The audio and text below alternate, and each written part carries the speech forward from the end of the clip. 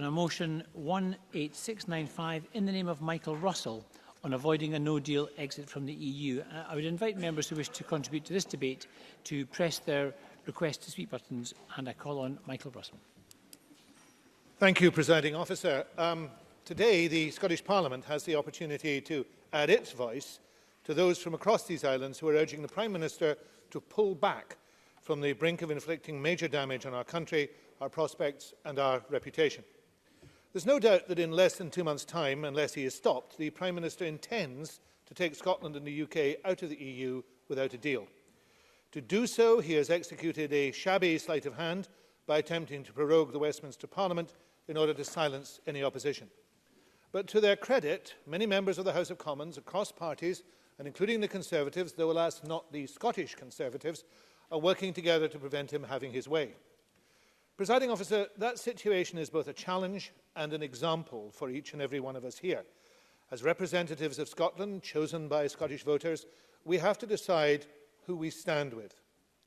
Do we defend basic democratic principles, or do we crumble at the onslaught of the ultra-Brexit fanatics? My party is committed to stopping no deal. I know that other parties in this chamber are in the same position, the Labour, the Liberal Democrats and the Greens. The question today is, what will the Scottish Conservatives do? Do they stand for Scotland and for democracy, or for their UK leader and their UK party? Clearly, they are answering that already. Or for their UK leader and their UK party, and for nothing else. I hope, allow me to make some progress. I hope that when we come to decision time, we can present the unanimous view of a united Scottish Parliament. United in saying to the Prime Minister, you have no mandate for a no-deal Brexit.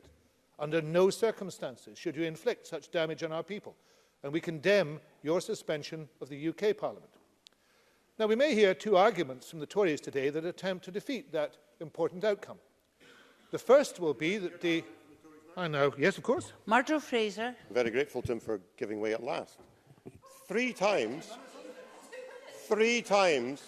members in the House of Commons from the Scottish National Party voted down a withdrawal agreement that would have taken us out of Europe without risking no deal. If the withdrawal agreement... Deputy Presiding Officer. Please let Mr Fraser speak. Thank you. Thank you, Deputy Presiding Officer. Members want to intervene in my intervention. They're very welcome to do so. If the withdrawal agreement is reintroduced to the House of Commons, will members of the SNP now support it and avoid the no-deal Brexit that they claim is so important that they avoid? Will they do so? Michael Russell. I had, Presiding Officer, anticipated that might be the argument. I shall come to it in just a moment. Let me say, however, that the argument that we would undermine the Prime Minister's negotiating position is the first Tory argument. But let's be clear about that. The Prime Minister may have sent a negotiator to Brussels, but he sent nothing with him on which to negotiate. Because the Prime Minister's attention is non-negotiable. He wants the EU to cast aside Ireland, one of its member states, and imperil the Good Friday Agreement in order to placate the DUP and his faction of hardline Brexiteers. Even his Attorney General has told him that that is impossible. Perhaps even his brother has told him that too. So if the Tories argue that what happens here will weaken Boris Johnson's hand, that isn't true, because there is nothing in his hand. Now, we may also hear, and indeed we've heard it from Mr Fraser, that the problem lies in the opposition benches, because the SNP and Labour and the Lib Dems and the Greens refuse to vote for May's deal, and therefore there can only be a no deal. Now, it would be churlish perhaps to point out to Mr Fraser, but I shall point it out, that actually more Tory MPs voted against the May deal than SNP MPs. But actually that would be true. Yet the real answer to his point lies in the reality of what Brexit will do. Brexit will make the people of Scotland poorer and cut this country off from the European mainstream. And the SNP will never vote for that. The deal negotiated by the previous Prime Minister would have taken Scotland and the UK out of the single market and the customs union. That dreadful outcome doesn't become tolerable just because another Prime Minister is now threatening us with something even worse. In line with both the result of the referendum in Scotland in June 2016 and subsequent repeated votes in this Parliament, the Scottish Government believes the future well-being and prosperity of Scotland and the UK as a whole is best served by staying in the European Union, which means staying in the single market and the customs union. We did argue, of course, in Scotland's Place in Europe publication in 2016 that a compromise might be found, which would have retained such membership of the largest and most lucrative market in the world, which provides Scotland's businesses with unrestricted access to over 510 million people. And others took that stance too. Indeed, in this chamber, the week after the EU referendum, Adam Tompkins said this: "Leaving the EU's political institutions does not mean that we have to leave the EU's single market, for there are several countries, including Norway, that have just such an arrangement." Now, I agree with Mr Tompkins. The EU's four freedoms, the free movement of goods, services, capital and people, have for decades brought huge advantages to Scotland. Inward migration has made an overwhelmingly positive contribution to our economy and society. If the number of EU citizens coming to live in Scotland halves, the projected growth in the working-age population of Scotland would be reversed. In our health and social care sector, we will simply not be able to care for our sick and elderly people if we cannot attract and keep the dedicated staff we need, so many of whom have come from EU countries. Our economy and our society have gained enormously from the opportunity, based on shared values, to trade freely with the expansive community of nations on our doorstep. At a time when climate change, tackling inequality and adopting new technology whilst creating future jobs are all key challenges, Scotland is well placed to benefit from and contribute to shared European endeavour. And in a world where intolerance and isolation appear to be on the rise, now more than ever, it's essential we work to further the EU's founding values: respect for dignity and human rights, freedom, democracy, equality and the rule of law. We must not turn our backs on them. So in our horror at the prospect of no deal, we shouldn't accept for a second that leaving the EU and leaving the single market and customs union is justified. We continue to believe there should be a new EU referendum in which the SNP will campaign for Remain. For any hard Brexit outside the single market and the customs union will be costly and deeply damaging. It's a measure of how awful a no deal would be that the costs and effects of such a chaotic Brexit would actually be even more severe. The UK's government's own evidence tells us that a no-deal exit would result in an economic shock with a significant impact. But in fact, Presiding Officer, nobody knows the full extent of the damage that would result in Scotland's and the UK's interests being damaged, nor how long it would last. We do know it would cause real problems for every citizen in every part of Scotland. And it should therefore be clear to us all that a no-deal Brexit is an outcome which no sensible person could contemplate, let alone actively promote. Now, of course, the Scottish Government has been engaging with all sectors of our society, from exporters and rural communities to the National Health Service and the police, to try and mitigate or manage the worst effects of a no-deal exit. We'll do everything we can to make a difference, but we'll not be able to do everything. In our preparations, we're prioritising activity in areas that will be heavily impacted by Brexit, such as transport, food and drink, medicines, agriculture and the marine economy. We're working with business organisations, local authorities and the third sector. But the stark reality is that the UK is not and cannot be completely or fully ready for a no-deal EU exit on October the 31st or any other date. Moreover, that same UK government is making matters worse by failing to engage with the devolved administrations. In the run-up to 29th March, there was considerable cooperation and consultation between our governments. No, I won't, not in this moment. I have to make this point, and then I will. We disagreed on policy, but both sides knew we needed to work together. The new UK government has a different approach. Now, it could be that they are simply disorganised, or it may be that they are deliberately keeping the devolved administrations in the dark in order to try and blame them when things go wrong. Let me tell the Chamber how difficult this situation has now become. At the end of July, the new UK administration introduced a revised committee structure to oversee EU exit.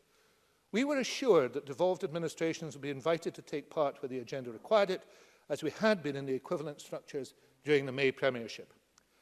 We understand that there have now been at least 26 meetings of the new EXO committee, responsible for overseeing preparations for no deal, yet Scottish Government ministers have been invited to only 2.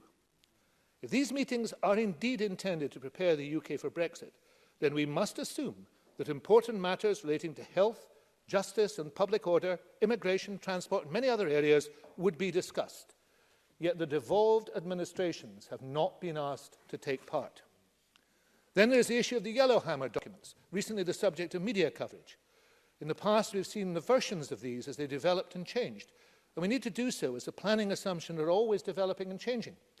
We know that process continues, but the last version we saw was dated the 7th of August, almost a month ago. The Prime Minister told the First Minister when he met her in Bute House on the 29th of July that he would host a JMC plenary very shortly. It hasn't yet happened, and no date is set. The first meeting of the JMC EN since the change of government also hasn't yet taken place, but it's now scheduled for a week today. We will see if it happens. We also await response to a significant number of letters from my Cabinet Secretary colleagues to their UK government counterparts on matters of pressing concern. Over July and August, the Cabinet Secretary for Health and the Minister for Public Health, between them, issued a number of letters about urgent priorities, including no-deal issues. There has as yet been no response. Nor has the Cabinet Secretary for Justice had a response from the Home Secretary about how the UK proposes to manage the loss of access to key EU databases and systems essential to the effective operation of our police forces. I could go on with examples in the rural economy and across other crucial areas, but let me finish on this. Members will no doubt be aware of the UK government's Get Ready for Brexit campaign. However, details of this campaign, which is running in Scotland, were only shared with the devolved administrations after it was launched by Michael Gove on Sunday.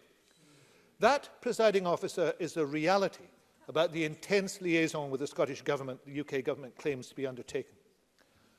Presiding officer, today's motion isn't controversial. Whatever Scotland's constitutional future we believe in, it's in no one's interest to leave the EU in chaos without a deal. For the final irony is that a no-deal Brexit does not mean the end of the Brexit process. The Scottish Tories have certainly been on a journey. Most didn't want to leave the EU. They then told us that the overriding priority was to stay in the single market. Then they insisted we must accept Theresa May's deal, which would take Scotland out of the single market. And now, are they really going to tell us to give up on democracy too, all in the service of a Brexit that Scotland didn't vote for and which isn't supported across this chamber? We all have different ambitions for Scotland's future. It's no surprise that mine is independence within the EU. But a no-deal Brexit would be chaos for everyone. It will mean starting all over again from a much worse position outside the EU with all influence gone. All the issues that bedeviled the long three-year process to date will still have to be addressed. A trade agreement, migration, citizens' rights, a financial settlement. The so-called clean break isn't a clean break at all. It's a messy fit of petulance, the consequences of which will haunt us for years. So whatever divides us, let's unite today. Come together and send a message to the Prime Minister. Presiding officer, that message is that under no circumstances, should the UK leave the EU without a deal. That is what my motion says, and I commend it to the Chamber. I now call on Donald Cameron to speak to and move Amendment 18695.1. For 7 minutes, please, Mr Cameron. Thank you, Deputy Presiding Officer. May I start by both moving the amendment in my name and by paying tribute to Jackson Carlo and Adam Tompkins, who have spoken on Europe and external affairs for these benches in the past, both hard acts to follow. Before turning to the issues around no deal, I will, if I may, briefly address the subtext to the part of the Scottish Government's motion about prorogation, because there have been various assertions made in the last week that the UK Government is somehow subverting democracy, repeated today. Now, we've heard much hyperbole about dictatorship in the last week or so, including the First Minister's ridiculous suggestion that the UK Government might even abolish this Parliament, with the implication that the guardians of democracy are instead the SNP. This from a government whose commitment to democracy involves rejecting the result of not just one, but 2 referendums. This from a government whose own referendums bill has been criticised by witnesses at committee as without equivalence in well-functioning parliamentary democracies. And this from a government which routinely ignores votes expressing the will of this Parliament whenever it suits them. So let's have no more lectures on democracy from the SNP, Presiding Officer. Yes. Patrick Harvey. I'm grateful to the member for giving way. He speaks as though the criticism of the UK government and its behaviour has come only from those of us on the pro-independence side, or only from those outside the Conservatives. If the Conservative MSPs in this chamber were working under the constraints of a Boris Johnson whip, how many of them do you think would have been purged by now? Donald Cameron. Well, the short answer, presiding officer, is we're not operating under a Boris Johnson whip. Now, in terms of no deal, can I set out the basic principles of our position? The Scottish Conservatives have consistently said we should respect the result of the referendum for the UK to leave the EU. We have always seen a negotiated exit from the EU as the best outcome and the best way to deliver on the referendum result. That was the position in March when these benches supported Theresa May in her attempts to get the withdrawal agreement through Parliament. And it is true now. We support the UK government's policy to reach a deal with the EU, and given the recent comments of EU leaders, such as Angela Merkel, we believe this remains a realistic outcome. And I disagree with the Cabinet Secretary, not least because there have been talks at a technical level in Brussels only yesterday. David Frost, the UK government's representatives in these talks, has been in the EU capital with a full negotiating team exploring various proposals. And the UK government remains committed to leaving the EU with a deal, and indeed to securing a deal to leave at the European Council on October the 17th. I will give way to Mr. Russell. Michael Russell. I'm quite sure the member, whom I welcome to his new role, believes what he has said, but I wonder if he would then want to contradict the official spokeswoman of the European Commission, who said this morning, this is Mina Andreeva, the official spokesperson, that the British government has made no proposals for ending the Brexit deadlock ahead of a new round of technical talks. So does he disagree with her, or is she lying? Donald Cameron. As he said, there are discussions ongoing, negotiations continue. Now, presiding officer, undoubtedly, time is running out. We are nearing the end, but there is still a good chance that a deal will be struck, and that is where efforts are rightly concentrated. Now, I don't have time, I'm afraid. Even at this point in time, a deal is achievable. And a deal is not just achievable, it is also desirable. This spring, organisations across Scotland wanted a deal. Scottish business wanted a deal. Scottish exporters wanted a deal. Scottish farmers wanted a deal. And there is no reason to suppose that has changed. We have always sought a negotiated exit from the EU, as demonstrated by the fact that in the third meaningful vote, all 13 of our MPs supported the withdrawal agreement. They were the only Scottish MPs to do so and to prevent no deal by voting for that agreement. So it was particularly grating, presiding officer, to hear the First Minister say on Tuesday that SNP MPs will do everything within their power to stop the UK leaving without a deal. Well, let me tell her, there is one very simple way to do that. Get her MPs to back a deal. 3 times. 3 times. 3 times the SNP and others had an opportunity to back a deal earlier this year, and 3 times they failed to do so. Such a deal achieved their key demands. Excuse me, Mr. Cameron.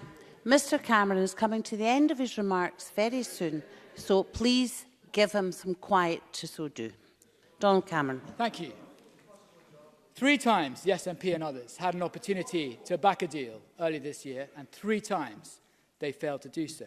Such a deal achieved their key demands: frictionless trade, a transition period, protecting citizens' rights, and crucially, no hard border on Ireland. And by voting against the deal, they bear some of the responsibility for bringing no deal closer.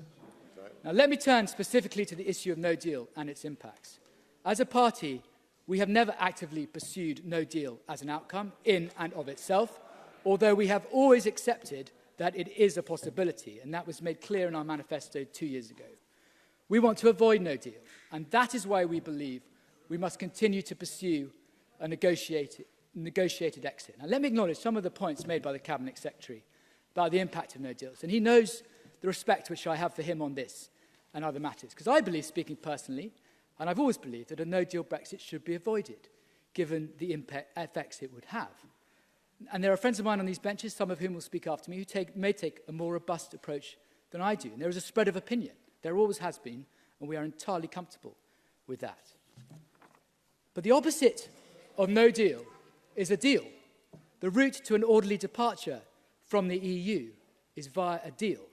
And if the Cabinet Secretary and his party truly want to prevent no deal, then they should support the UK government in achieving that. That is where all our energy should be directed, at this, the 11th hour. And I urge him and his party, in the interest of Scotland, to support a deal. And if the SNP and others fail to support a deal, and no deal becomes the reality, then we will accept that, and we shall all have to live with the consequences. I now call on Alex Rowley for 6 minutes, please. Thank you, Presiding Officer. In opening for Labour today, I would like to state our support for the motion brought forward by the Government. We are clear that a no-deal Brexit must not be allowed to happen, and Labour is doing and will continue to do everything we can to stop such a scenario from happening. We also condemn the suspension of Parliament by Boris Johnson. It is obvious to all that this is simply a ploy to block proper democratic scrutiny.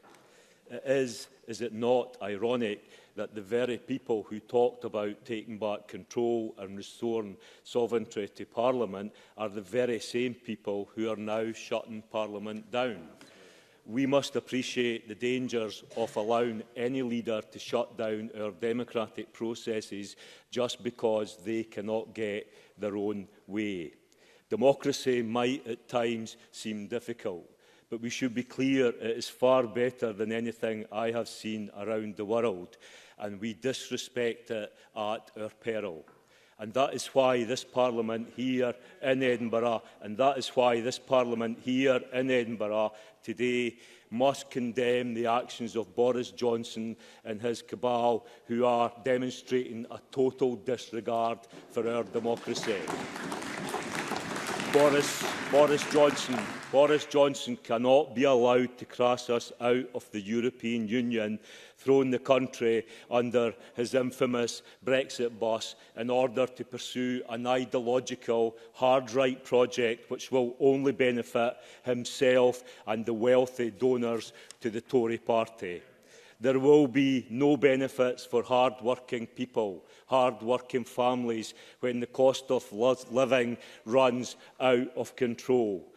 The Tories refused to publish their impact assessment that was asked for on how a no-deal Brexit would affect poverty levels in this country.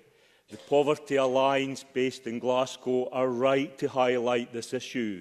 And is it not a scandal that their Freedom of Information requests were refused from the Department of Work and Pensions, who stated it would not serve the public interest to release that information? I've got to ask the Scottish Tories in this chamber, where do your priorities lie? Your country, your party, or your career? Our path is clear. The legislative process against this disastrous no-deal plans are underway, and we will support a vote to call a general election so the people can decide. We will support a vote to call a general election so the people can decide our country's future once the bill to stop no deal is law. But this option will only be pursued when we can guarantee no deal is off the table. As Ken Clarke, the former Tory Chancellor, said yesterday, and I quote, "I do think the Prime Minister has a tremendous skill in keeping a straight face while he is being disingenuous." In other words, you cannot trust a word Boris Johnson says. The man is a stranger to the truth. But what of the Scottish Tories, or should I say the Scottish Conservative and Brexit Party?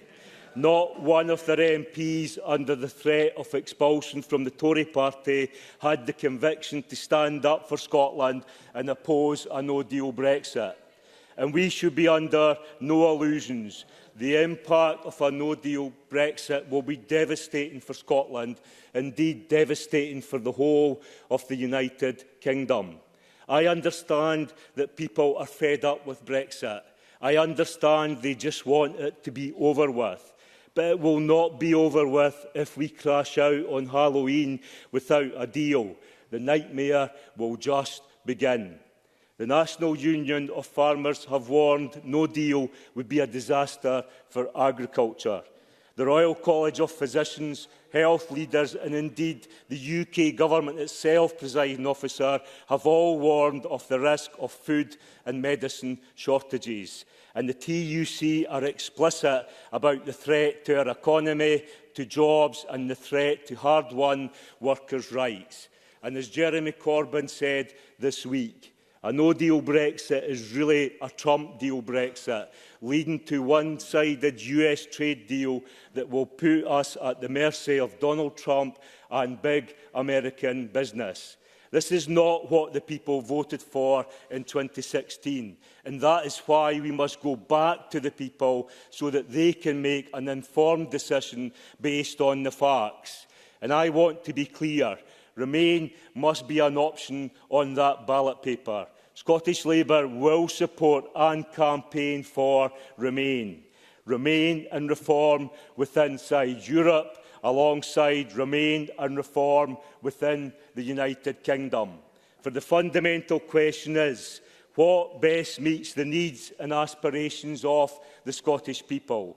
Nobody voted for food shortages or job losses. We must continue to do everything in our power to resolve the Brexit crisis.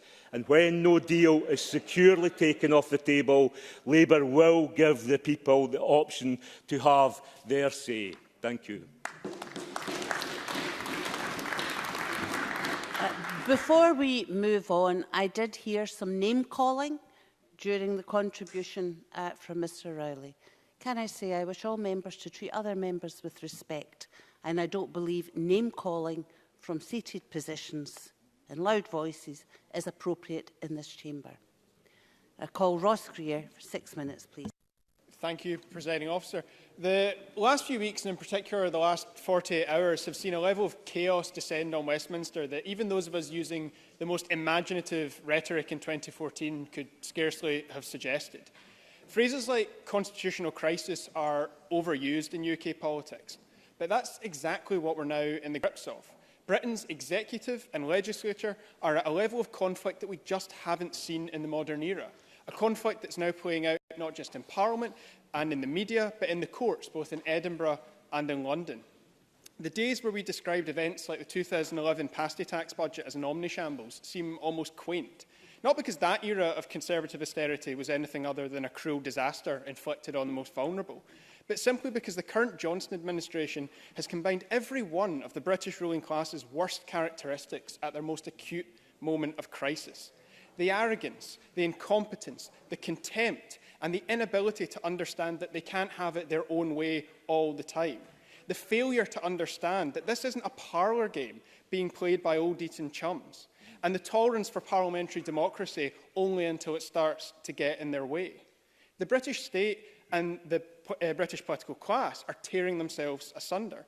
And on one level, I can't pretend to be anything other than delighted that the corporate and populist wings of the Conservative Party are locked in a fight to the death. If only they could both lose, the people of this country would be the real winners. But the decision to suspend the Westminster Parliament in an attempt to force no deal is an affront to democracy. And we now know that this was being planned for weeks while the government were lying in denial after denial to Parliament and to the press. This is the behaviour of authoritarians, not democrats. And it has shown the British Constitution to be wildly unfit for purpose. In what normal democracy can an unelected monarch suspend an elected Parliament on the request of a government without majority support? Though I have to take my hat off to the Brexiteers, by the time this ends, they might have destroyed the principle of parliamentary sovereignty, popular support for the monarchy and the Union itself. And we see the shameful spectacle of government ministers adopting the language of nationalist authoritarians as they suggest they could ignore laws passed by Parliament. We're faced with a Prime Minister lashing out wildly as he tries to cling on, supported, it appears, to the last by the Scottish Conservative MPs. Yes. Neil Findlay. I think he's making an excellent speech, and I agree with a great deal of what he said. On the Constitution, I think he is right in terms of many of the things he said. But actually, if we look at how the House of Commons operated this week, the House of Commons exerted its power over the Executive this week. So in that regard, Parliament worked. My fear is that if we had a situation in this Parliament where the government was doing something outrageous, then that would not prevail. Ross Greer. I think Mr Findlay makes a fascinating point for a separate theoretical discussion about the constitutional setup in this Parliament. The reality is the UK Parliament has had to fight a last-minute, final-ditch effort against its own suspension by an executive that is out of control. I mean, we've moved beyond lies and deceit and demonising opponents as traitors. We've now moved into the territory of a government that is deliberately trying to override Parliament, despite lacking support for doing so. As if this dangerous turn in British politics is not bad enough in and of itself. It's all in pursuit of allowing the UK government to drive the country headfirst into a no-deal Brexit. We've heard many of its predicted impacts already, but it really can't be emphasised enough how devastating this would be. The UK would face shortages of medicines, particularly those that just can't be stockpiled for any significant length of time. This is a severe risk for anyone in the UK that relies on medication to control or treat conditions that they have. It is genuinely life-threatening. It's already caused a huge amount of anxiety. People with cancer, diabetes, epilepsy, people already having to deal with serious health conditions made to suffer even more uncertainty. And what's the government's response? Leader of the House of Commons, Jacob Rees-Mogg, when questioned on no-deal mortality rates by a respected doctor who was involved in drawing up the government's own Operation Yellowhammer no-deal planning, accused the man of being a Ramoner. The government is turning on its own professional advisers because they dare to tell the truth and they dare to question the government's rhetoric. There would also be shortages of food. The Conservatives have repeatedly sought to assure us that there would be sufficient food. But there isn't sufficient food for millions of people in the UK right now. An estimated 8.5 million people struggle to eat enough week by week in one of the richest nations on earth. Millions rely on food banks, often after suffering directly at the hands of callous Tory benefit sanctions. How will these people fare under a no-deal Brexit?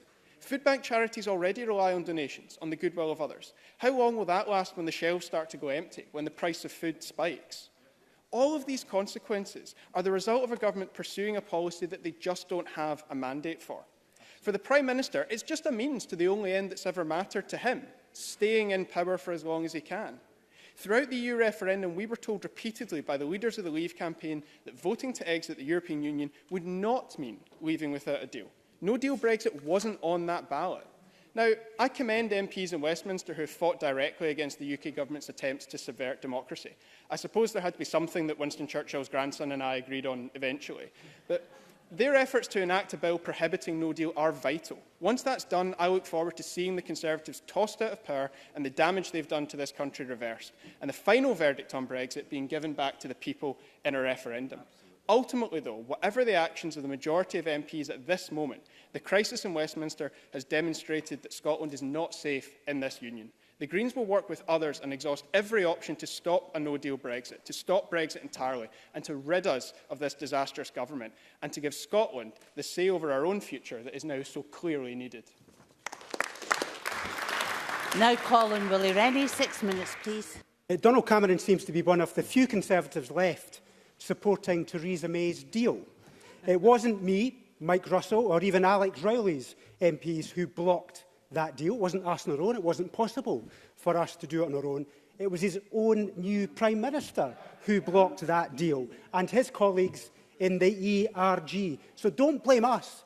Blame your own party. The own party which is divided and has divided this country for decades on this issue. You should accept your responsibility for this mess.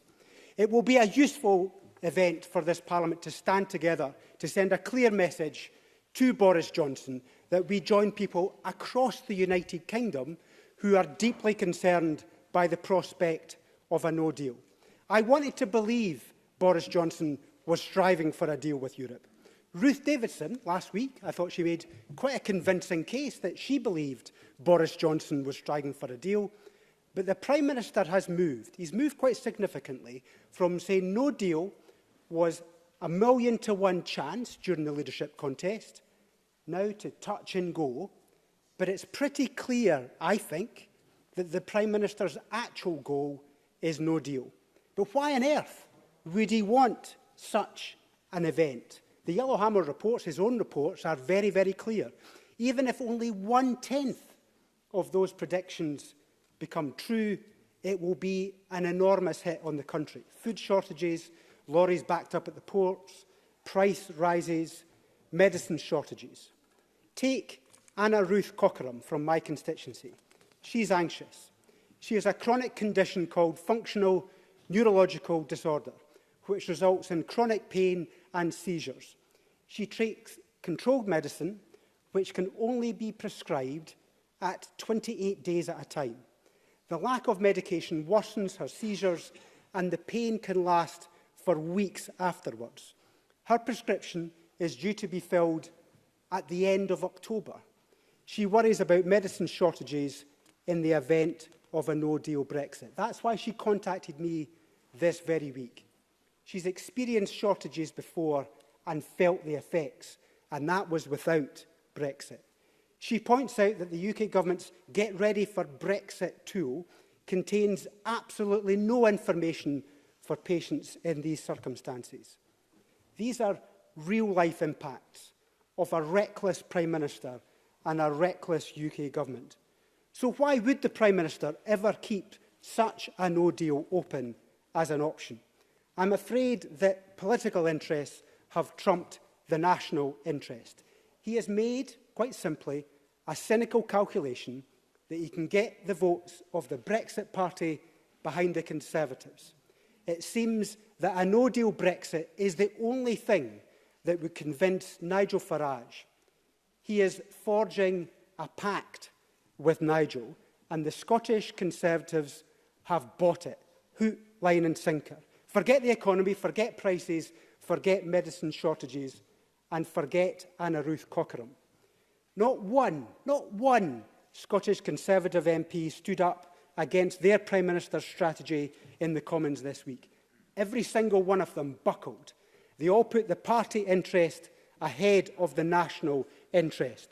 So it is my hope that this motion today will add to the growing weight of opinion across the United Kingdom. It's not just in Scotland that the opposition is clear. It is strong and growing across the UK. But we need to stop Brexit altogether, not just a no-deal Brexit. And the sooner the Labour Party stand up and say so, the better it will be for the country. I've heard that Scottish Labour's position is apparently different, as was explained by Alec Rowley just a few moments ago. They say they're for Remain, but just like on independence, they have been completely unable to persuade their UK leader, Jeremy Corbyn. So we have the farcical situation that Labour in Scotland would campaign to remain in the EU, but a Jeremy Corbyn premiership would negotiate to leave. At this moment of national crisis, Labour must stand up and oppose Brexit. They will never be forgiven if they do not. The SNP joined us last year to back a people's vote to stop Brexit. We were pleased about that. It took a while, but they did the right thing. We stand together today to oppose a no-deal Brexit. But for goodness sake, will the SNP stop using Brexit to campaign for independence? Do they not realise that breaking up long-term economic partnerships is a pretty hard thing to do? Do they not realise that looking at the chaos of Brexit and concluding that we want some of that right here too is the wrong conclusion to reach? Do they not realise that there is another way to stop Brexit? Revoke a people's vote is growing in popularity. 1 million Mr. on the streets of London. 6 million signing that Sorry, petition. Mr. Rennie. Mr. Rennie's just closing. No intervention, sir. Thank you. So there was 1 million on the streets of London. 6 million signing that petition. And the power of a strong argument is building the pressure for Remain. To give up on those aspirations of millions of British people is cavalier and reckless and is not something the Liberal Democrats will ever do. But on a final point that I want to make, we are speaking with one voice today on the no-deal Brexit. We are backing Westminster. We are encouraging the House of Lords. We are telling the Prime Minister to stop. Stop a no-deal and stop it absolutely right now. Well said, well said, well said. We'll now move to the open debate. Can I have some attention, please? Thank you. We will move to the open debate, and speeches of 6 minutes. Time is really tight, so please be concise. And I call Gillian Martin to be followed by Graham Simpson. Thank you, Presiding Officer. Today is the chance for the Scottish Parliament to have its say in Boris Johnson's undemocratic and increasingly dictatorial plans for a no-deal Brexit. As we vote tonight, I think we should all, regardless of party, remember who it was that made it possible for each one of us to have the privilege of serving in this place, our constituents. We all have a duty to reflect their stated wishes with regard to leaving the EU. And as we know, there's not one council area in Scotland who had a majority to leave, deal or no deal. The people voted 62% in Scotland to remain, just a few weeks after they had made the decision to vote us in. Those who voted SNP did so knowing that we stood for in terms of Scottish independence and our desire to remain in the European Union. And the party who were able to form the main opposition, the Scottish Conservatives, made their pro-EU position clear, with only a handful of pro-Brexit exceptions. Those who voted Ruth Davidson in as the representative of Edinburgh Central did so after hearing her many forceful speeches in favour of remaining in the EU, long before the EU referendum. And it must be said, we all know stories of many who were convinced to vote no in the Scottish independence referendum because people like Ruth Davidson and others in this chamber warned them would be out of the EU. Just an hour ago, a guest of mine who came into the Parliament, was actually came in to talk to me about fish health, was at pains to tell me that because of Brexit, he was now an independence supporter. And I hear this all the time back in my constituency. After all, my area of Aberdeenshire is set to be one of the worst hit economically due to any type of Brexit, and my constituents are rightly furious. I won't.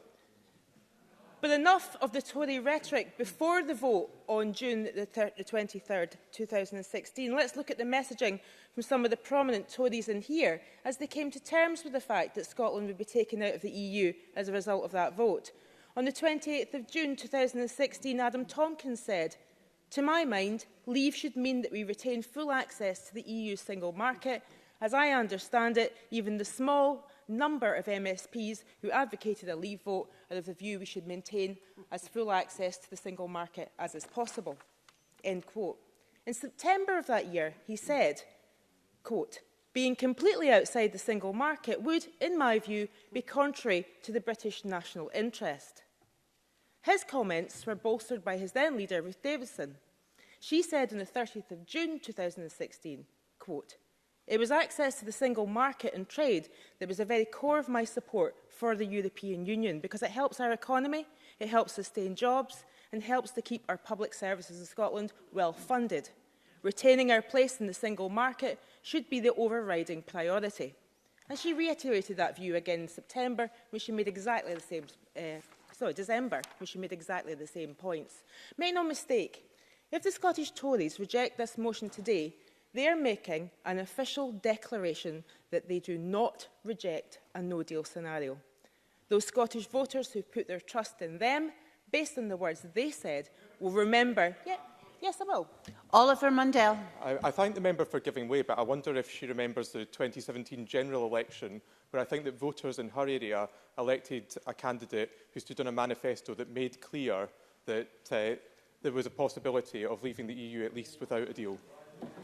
I'm actually really grateful for that intervention, because Colin Clark was a Remainer and is now turned into a Brexiteer. So I'm wondering how the people in my constituency... I'm not wondering actually how the people in my constituency feel about that. I know how they feel about that. They're asking me to complain. I'll come on to Colin Clark later. Presiding Officer, let me now turn to the issue of the so-called prorogation of the UK Parliament, or in plain English, which we are more fond of in this place, the suspension of Parliament by the current Prime Minister. We're looking at a 5-week suspension designed to allow Boris Johnson to leave the EU in a manner which will not be scrutinised by those elected to do so. After prompting by so many of my constituents, and here's where I come to Colin Clark, I wrote to Colin Clark, the MP for Gordon, who has recently been promoted to a junior ministerial post by Boris Johnson for his U-turn abilities. In answer to my concerns about the lack of scrutiny available to MPs in this most important of constitutional decisions, he said something very revealing by way of reply. He said this: "I honestly believe that the best outcome for the UK is a deal which the PM will now be able to pursue unencumbered on the 17th of October. Unencumbered. What does that mean for a parliamentary democracy if a Prime Minister can remove the so-called encumbrance of the scrutiny of MPs? It means he can do anything he likes.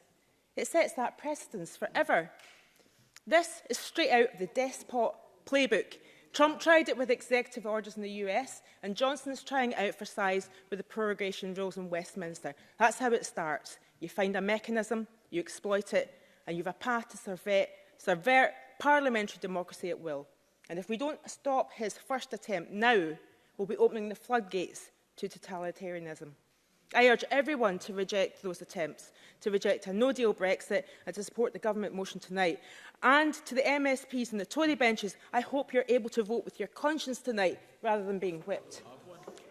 But, Presiding Officer, even today at First Minister's questions, the Tories are ignoring all signs to the contrary and are making a good fist of pretending that they are convinced that Boris Johnson is pulling out all the stops to get a deal with the EU. Well, Mr Johnson's own Foreign Office civil servants are not convinced.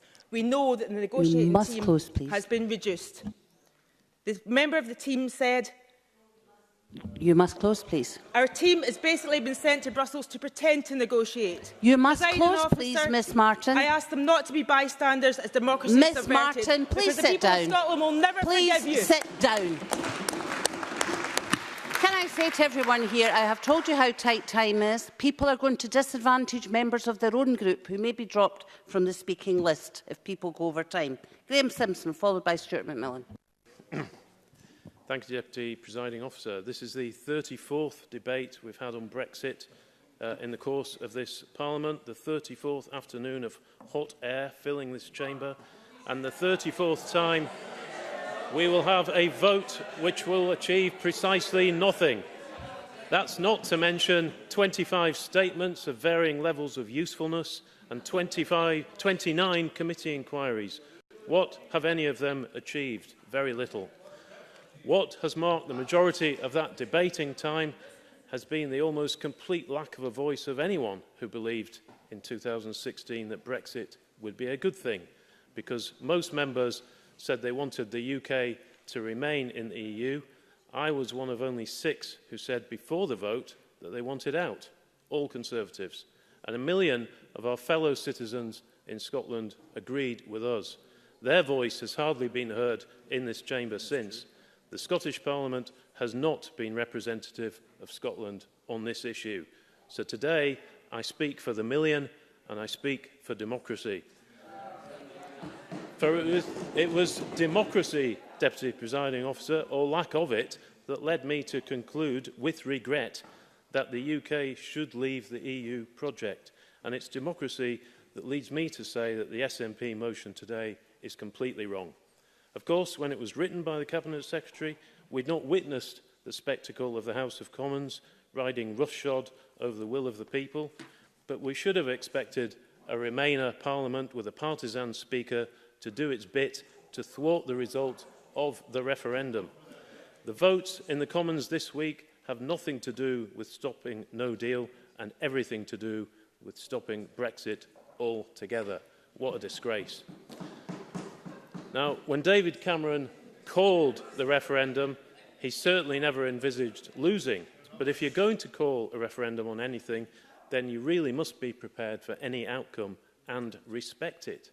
You don't respect it by repeatedly trying again until you get the result you want. And various figures in the SNP even recognise the dangers for them in doing that over the EU?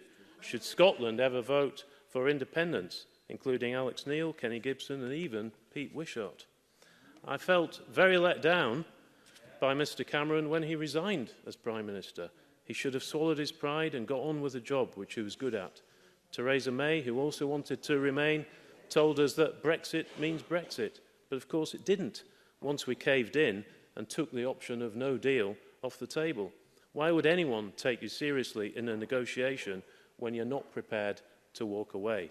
They don't and they haven't, which is why we still have the spectacle of Monsieur Barnier insisting the Irish backstop will remain. Every Conservative MP, including Philip Hammond, stood on a manifesto that said, "We continue to believe that no deal is better than a bad deal for the UK." And that is my view. And given that Parliament has rejected the only deal on the table 3 times, then no deal really is all that's left or remaining. And as Ruth Davidson said in her dignified resignation press conference last week, those who have rejected the deal need to get behind a new deal when it comes. Members of my own party certainly do, if the Prime Minister succeeds in persuading the burghers of Brussels to shift. But what of the other parties? What, if any deal, would the SNP, the Greens, the Lib Dems or Labour be happy with? Do they even respect the referendum result? Certainly doesn't look like it. And if the people's vote to leave was overturned by the Westminster Parliament, what would the SNP think about that precedent being set? What if we had a situation where Scotland had voted for independence, only for a pro-union Parliament here to be elected, which then blocked it? Presiding Officer, once you have a result in a referendum, you must act on it. The real threat to democracy is not a Prime Minister intent on giving the people what they voted for, but a cabal of preening, posturing politicians who are not the slightest bit interested in what the people think. Anyway, what is this no deal that people talk about? There are hundreds of agreements being reached on cross-border transport, airports, shipping, insurance and foreign residency status. Even, Deputy Presiding Officer, the Deputy Mayor of Calais admits there will be no hold-ups for British trucks. Finally, and I think I'm well within time, I would just ask this. If the situation was that Scotland had voted for independence, would the SNP ever be prepared to leave with no deal? And if so, what is it they're complaining about now? Stuart McMillan, followed by Neil Findlay. Thank you very much, Presiding Officer. I just want to touch upon Graham Simpson's comments for a moment. I thought it was a very helpful resume at the beginning of his contribution regarding the number of occasions this Parliament has actually spoken about Brexit and the implications of Brexit. I think it actually highlights how important this Parliament and this government actually feel about Brexit and the implications of Brexit, whether it's a deal or a no deal, certainly on all of the constituents across the country. And on the second point regarding democracy, I have to remind Mr Simpson that 62% of the population of Scotland voted to remain. Voted to remain. Now, 62%, that's what this Parliament is actually doing. It's talking about the issues that really matter to the population of Scotland and also highlighting the issues regarding the implications of Brexit, whether it's a deal or a no deal. Now, Presiding Officer, historians will be writing about the events of Brexit for decades to come, but in that, how many lives will have changed for the worse if we do leave on a no deal?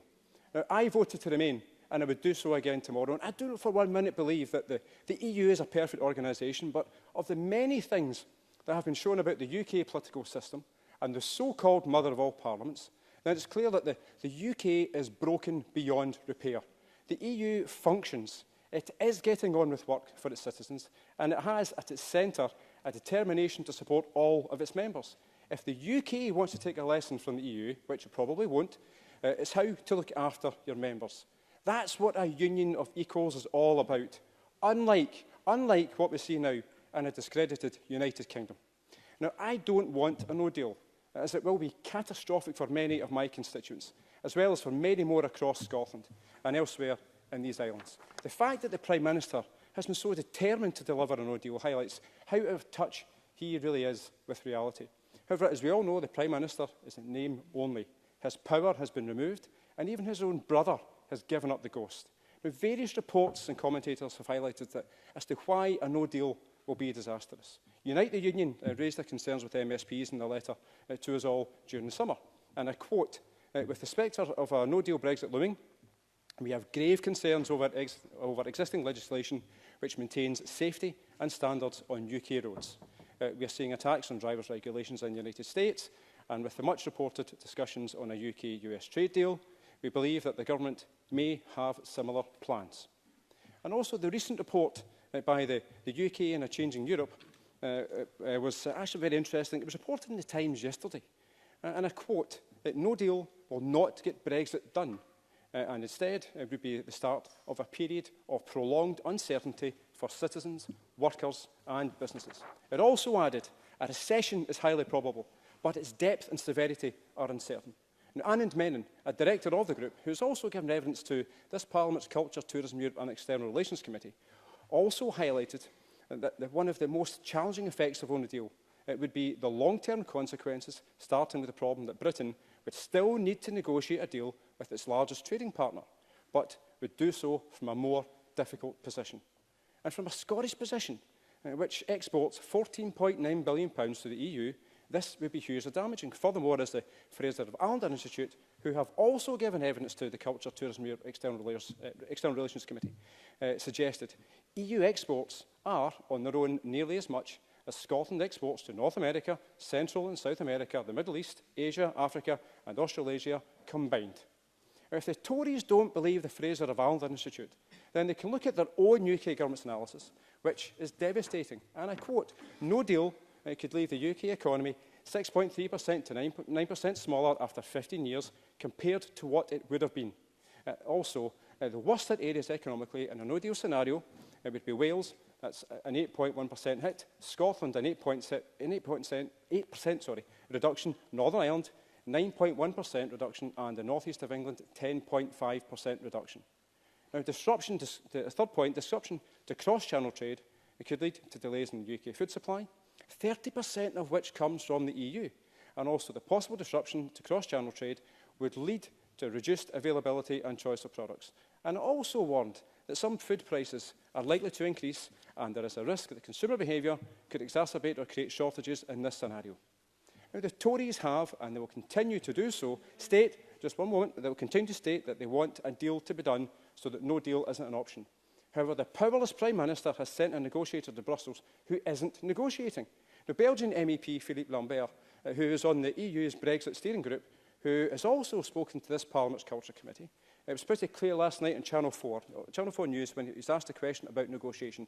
Now, I'm not going to use all of the words, Presiding Officer, but it was, that's BS. That's BS. There's no negotiations simply because the British position is to say we don't want the backstop and we don't want the backstop. Has there been a counter-proposal? There has been nothing. So basically, they are saying, come back with something that pleases us. That is not a negotiation. And I'll take your intervention. No, you won't, Mr McMillan, because you've only got 30 seconds left. Right, Presiding Officer. To conclude, from the people realise that Westminster doesn't work, and from the gaming and the downright lies that have been told to remove the UK from the EU, that's alerted many more people to the disintegration of the political elite who are hell-bent on making people poorer. And I think the oft-used phrase is very apt in today's situation. That is, perfidious Albion. Thank you very much. Neil Findlay, followed by Jenny Gilruth. Thanks, Presiding Officer. This and the UK Parliament are supposed to be representative parliamentary democracies where power is loaned to MSPs and MPs by the people to exercise for a term of that Parliament, be it 4, 5 or any other number of years. Throughout the Brexit referendum and since, we've heard much comment and spurious rhetoric from Johnson, Gove and the rest about taking back control. Excuse me. About the need to restore UK sovereignty, about the desire to make our own democratic decisions, about the rights of the people and the primacy of the House of Commons. Great pronouncements were made championing parliamentary democracy and the will of the people. But what was seen this week was an attempt to trash all of that, to undermine parliamentary sovereignty, an attempt to circumvent the very representative democracy that they claimed Brexit was going to restore. Presiding Officer, I regularly read in the media that class is no longer an issue in our politics. We hear pundits and commentators tell us that it's an outdated concept. Well, I have to say this. If anyone watching the antics of Boris Johnson, Jacob Rees-Mogg and the rest of the Bullingdon boys this week thinks class is irrelevant in our politics, well, they need to lay off the cook and sherry. Because what we saw was an attempted establishment coup. What we saw was an arrogant abuse of power on a scale not seen in modern British political history. This was not some jolly public school dormitory japes. This was the antics of a bunch of privileged, arrogant, elitist, sinister, entitled, proven liars, corrupting our parliamentary democracy, trying to close down the doors of our parliament and, like a thief in the night, steal the rights of every citizen in the land. Their contempt was epitomised by the sight the other night of Jacob Rees-Mogg lounging on the Commons benches as though he owned the place. All he needed was his nanny to come along with his Teddy and Coco and tuck him in for the night. Who do these people think they are? What right do they have to try and take away all our rights and the rights of all the people we represent and they represent? That power is not theirs to give away simply because the government of the day cannot secure a majority for their bigoted, dangerous and irresponsible no-deal agenda, because it won't be Rees-Mogg who will lose his business because of Brexit uncertainty. He's already relocated it to Dublin. Johnson isn't a Honda worker in Swindon losing their jobs because of this shambles. Gove isn't a small food producer with no idea how to export their produce in a few weeks' time if no deal goes through. Yes? Willie Rennie. Does this mean that Neil Finlay is now wanting to stop Brexit altogether? Neil Finlay. Mr Rennie, you need to keep up. You really need to keep up. And I would tell you to pay a bit more attention to what's going on.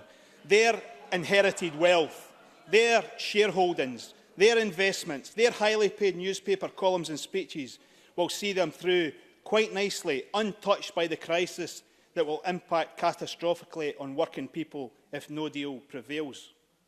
Presiding Officer, I never thought I would ever in my lifetime see a time when a Prime Minister elected by a tiny number of Tory party members, a Prime Minister with no popular democratic mandate, a Prime Minister with zero legitimacy or credibility, would use threats, patronage, expulsion, lies, arrogance and deception to close down our Parliament. A move supported by every single subservient, brown-nosing Tory MP.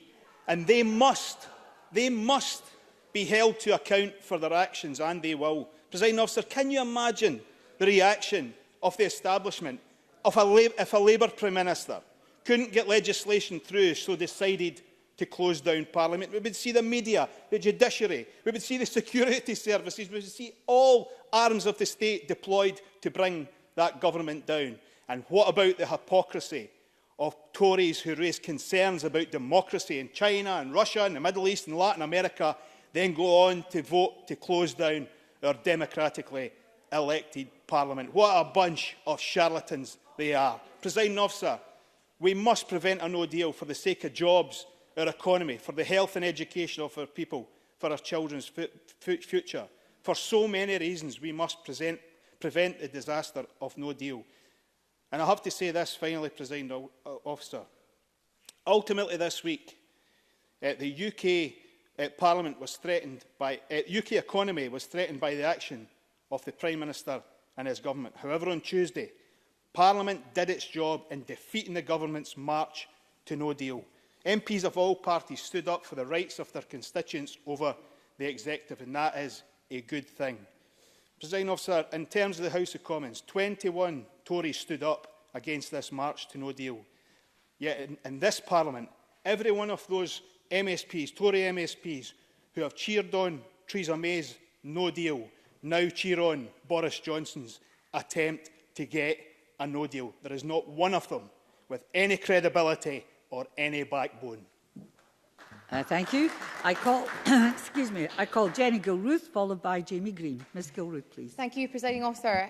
We must sit up straight in this place. A chair for each member, a desk and a lectern. This is not a place for lounging. Because this is a parliament in which its members come to work, to represent the people who elect us. Presiding Officer, I'm sure we've all watched more Westminster parliamentary television than we care to remember over the past while. All that has done for me is to reaffirm the political beliefs that I've held all my life. The pomp, the arrogance, the sheer entitlement.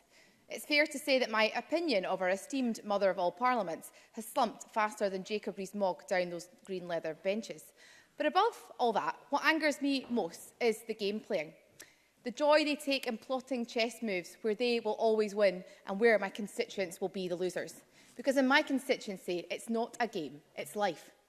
It's my constituents' right to stay here. It's their jobs. It's the cost of what it takes to feed their family. It's the days lost in this debate that could have been spent tackling poverty in their community. It's the fear that they are no longer welcome to call this country home.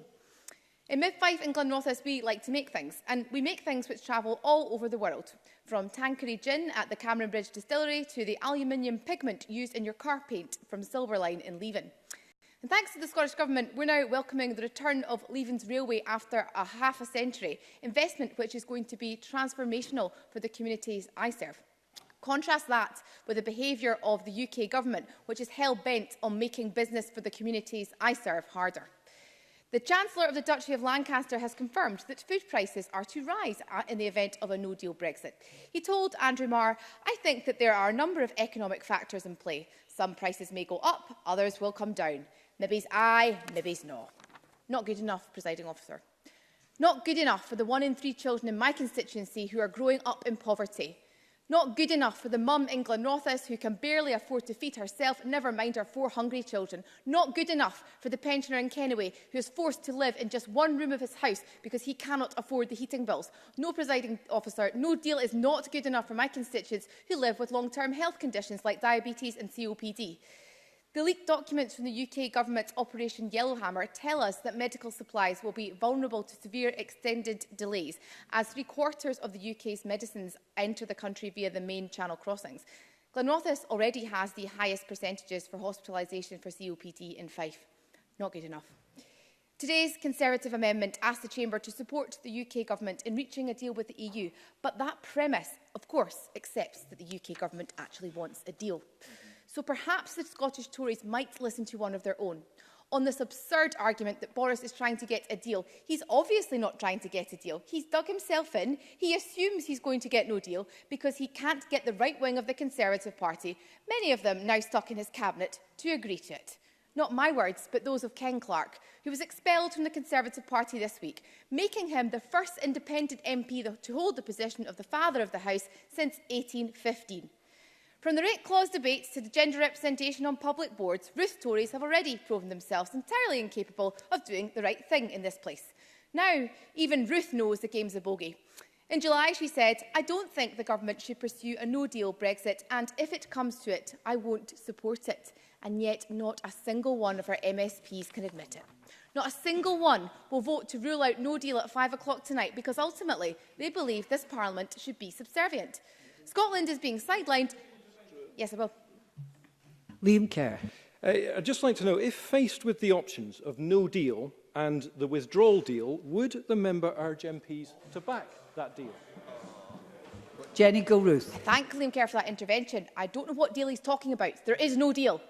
He's living in a fantasy land. Boris has not secured a deal. It doesn't exist. Boris Johnson is exactly who you would rather have in charge of this. Boris, whose comments led to the imprisonment of Zadine Nagrahi Ratcliffe. Boris, who compared women wearing burqas and niqabs to letterboxes. Boris, who yesterday referred to the leader of the opposition as a big girl's blouse. But then again, why should we expect any more from a group of individuals who will soon be led by Murdo Fraser? Presiding Officer, talking of the ridiculous, I would like to return to Jacob Rees-Mogg. In 1997, he stood in the Central Fife constituency against one Henry McLeish and my predecessor, Tricia Marwick. It is a well-known story that has already been mentioned by Neil Findlay today that Rees-Mogg took his nanny out on the campaign trail. He confirmed as much, stating, "I was going to take my Bentley, but she," that's the nanny by the way, "wisely said that this would be seen as ostentatious and that I should take Mummy's Mercedes instead." Suffice to say, Mummy's Mercedes did not go down well in Leven, where he referred to those claiming benefits as the scourge of the earth. Let us return to what a no-deal Brexit will mean for our constituents. Fewer jobs, food shortages, depleted medical supplies, and all of this is confirmed by the UK Government's own analysis. What is left of the United Kingdom is a place now being governed by a party who have deselected Winston Churchill's grandson. Or, as the father of the House put it, "I don't recognise my party. It's been taken over by a bizarre character and the most right-wing cabinet. The Prime Minister comes to us and talks total rubbish." The Tories' amendment is worse than total rubbish. It is lacking any suggestion of political backbone. The time for these Tories to prove their worth has long since passed, but we all know they're Boris's backers now. I just hope that unwavering loyalty pays them the dividend they deserve at the ballot box. Thank you. I call Jamie Green to be followed by Stuart Stevenson. Mr Green, please. Thank you, Deputy Presiding Officer. Now, Mr Russell and I may not agree on many things politically, no least Scotland's position in the UK, or indeed, as we now know, UK's position in Europe. But at times over the past few years, I've participated in many debates like this, some of the 34 that was mentioned, and I've listened to the discourse between these benches and those of Mr Russell's, and I've respected his academic approach to the arguments that he makes, whilst disrespecting the motion that he's penned. But today's motion is different, and I'm quite surprised by it. And I'm surprised because no least after 2 months of this Parliament in recess, the government chooses, of the precious 9 hours that we sit for a week, to donate such a chunk of it to Mr Russell, to repeat the same well-rehearsed mantras about Brexit and his opposition to the Conservatives in Westminster. 34 debates, every one another chapter for his book. Because what I've heard nothing of from the middle benches is any suggestion about what MSPs in this place are expected to do about how we exit the EU, or what MSPs in this place are supposed to do to alter the dates or duration of the prorogation of Westminster. It is the full outrage of the SNP over Brexit that is as confusing as it is predictable. Because the reality is that today's motion is asking us to condemn a no-deal Brexit. But the reality is that there is no type of Brexit that the SNP will support. I would argue that they have been nothing but obstructive and obtrusive throughout this entire process. Now, they can protest otherwise, but they will be judged by their track record in Westminster. They voted against even triggering Article 50 in the first place. They refused to accept the democratic result of this UK-wide referendum. But then again, they never were very good at accepting the results of referendum. They voted for extensions to Article 50, trying to delay Brexit happening. They voted against a sensible withdrawal deal, not once, not twice, but 3 times. And every single time, they made no deal more and more likely. They voted against a deal. They voted against the deal that was designed to secure EU citizens' rights, that would agree our financial exit from Europe, and, more importantly, enter into that transition that business so much was crying out for. They voted for Parliament to take control of the Commons business, undermining the government's ability to negotiate, and they voted for the no-deal bill, handing all the negotiating power back to Brussels on a plate. The reality is, Presiding Officer, there is simply no version of Brexit, deal or no deal, that the SNP will ever support, and we know that. Why are they even pretending? Why are they pretending that it is this form of Brexit or that type of Brexit which offends them so? Graham Simpson is absolutely right. Over 1 million Scots voted to leave the EU, and they must have a voice in this place and in this debate. And who are those million? Who are those million? They were Conservative voters, they were Labour voters, some of them were SNP voters, some of them were voters of no political persuasion at all, but who time after time have to sit and listen to debates like this and endure a narrative that says to them that their votes do not matter and their votes do not count. Well, Presiding Officer, those votes do matter and they do count to these benches. This was a UK-wide referendum. Now, I know that the SNP don't want the UK to exist per se, but I'm sorry, it exists. It's what Scotland voted for, and it's about time they accepted that. I've always said that we should leave the EU with a deal.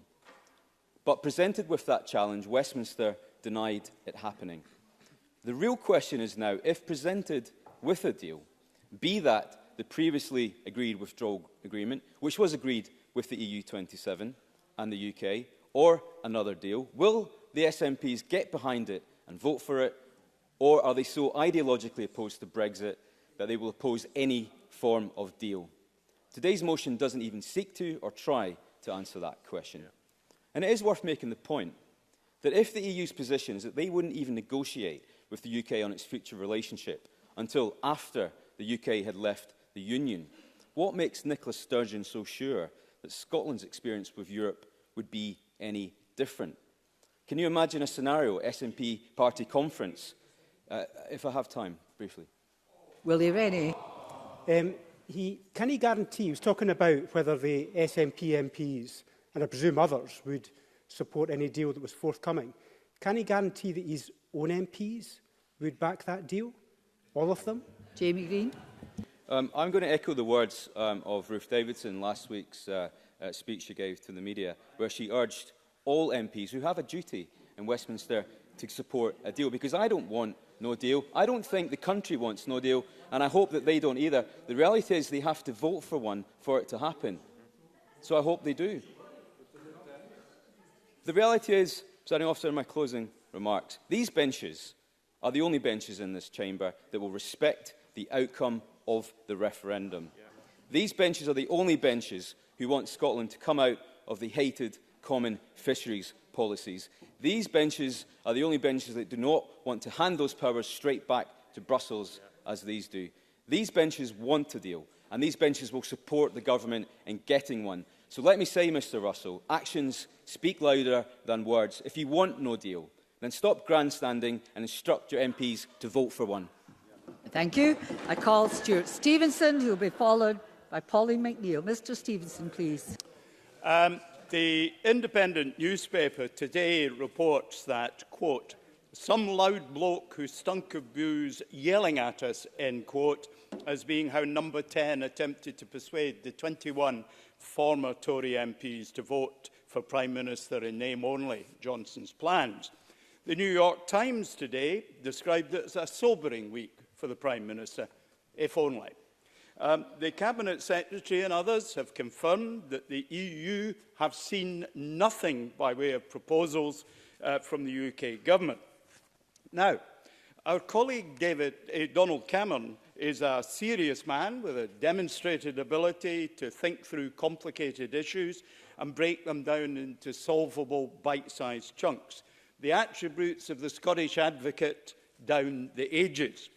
But today's amendment in his name falls very substantially short of what his pupil master would have required of him in his days to train as an advocate. Proper parliamentary procedures continue here, while they've been abandoned by a Prime Minister who's yet to win any vote at all in the House of which he should remember he is a servant. Here our duty is to offer sober-minded dissection of even the most obtuse proposals. So let me take the three parts of Mr Cameron's amendment. First, respecting referendums. Well, there's always been a fundamental conflict between the 2014 and 2016 referendums. One of the key reasons the argument for Scottish independence was lost in 2014 was the attachment, later proved by the 2016 vote, that the people of Scotland had to their membership of the EU. The No campaign asserted that Scotland could only remain in the EU if they rejected independence. And my side of the argument then lacked the ammunition to convincingly rebut that now provably implausible argument. Now, in passing, I note that many of my constituents see opportunity, even a sea of opportunity, in leaving the common fisheries policy, a policy that only the SNP have always opposed.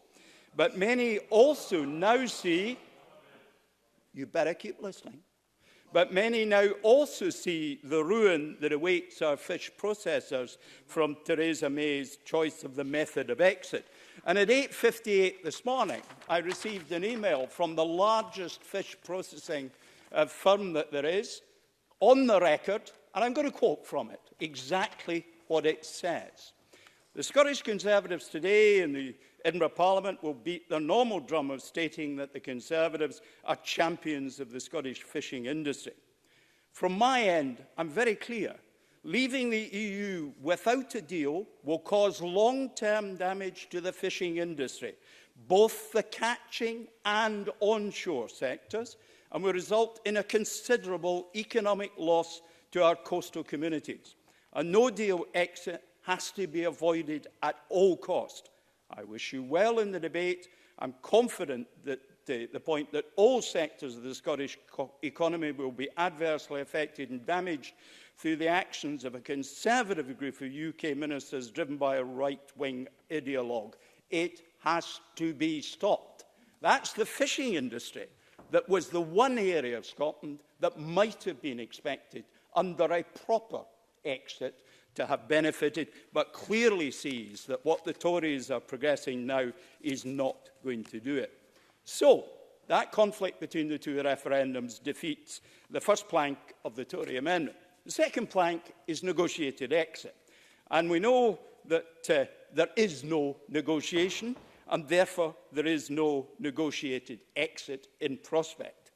Because he's not negotiating is Mr Johnson, no proposals tabled, and my long history of business negotiations has persuaded me that going into negotiation with a blank sheet of paper and waving it under the other side of the table's nose progresses that negotiation not at all.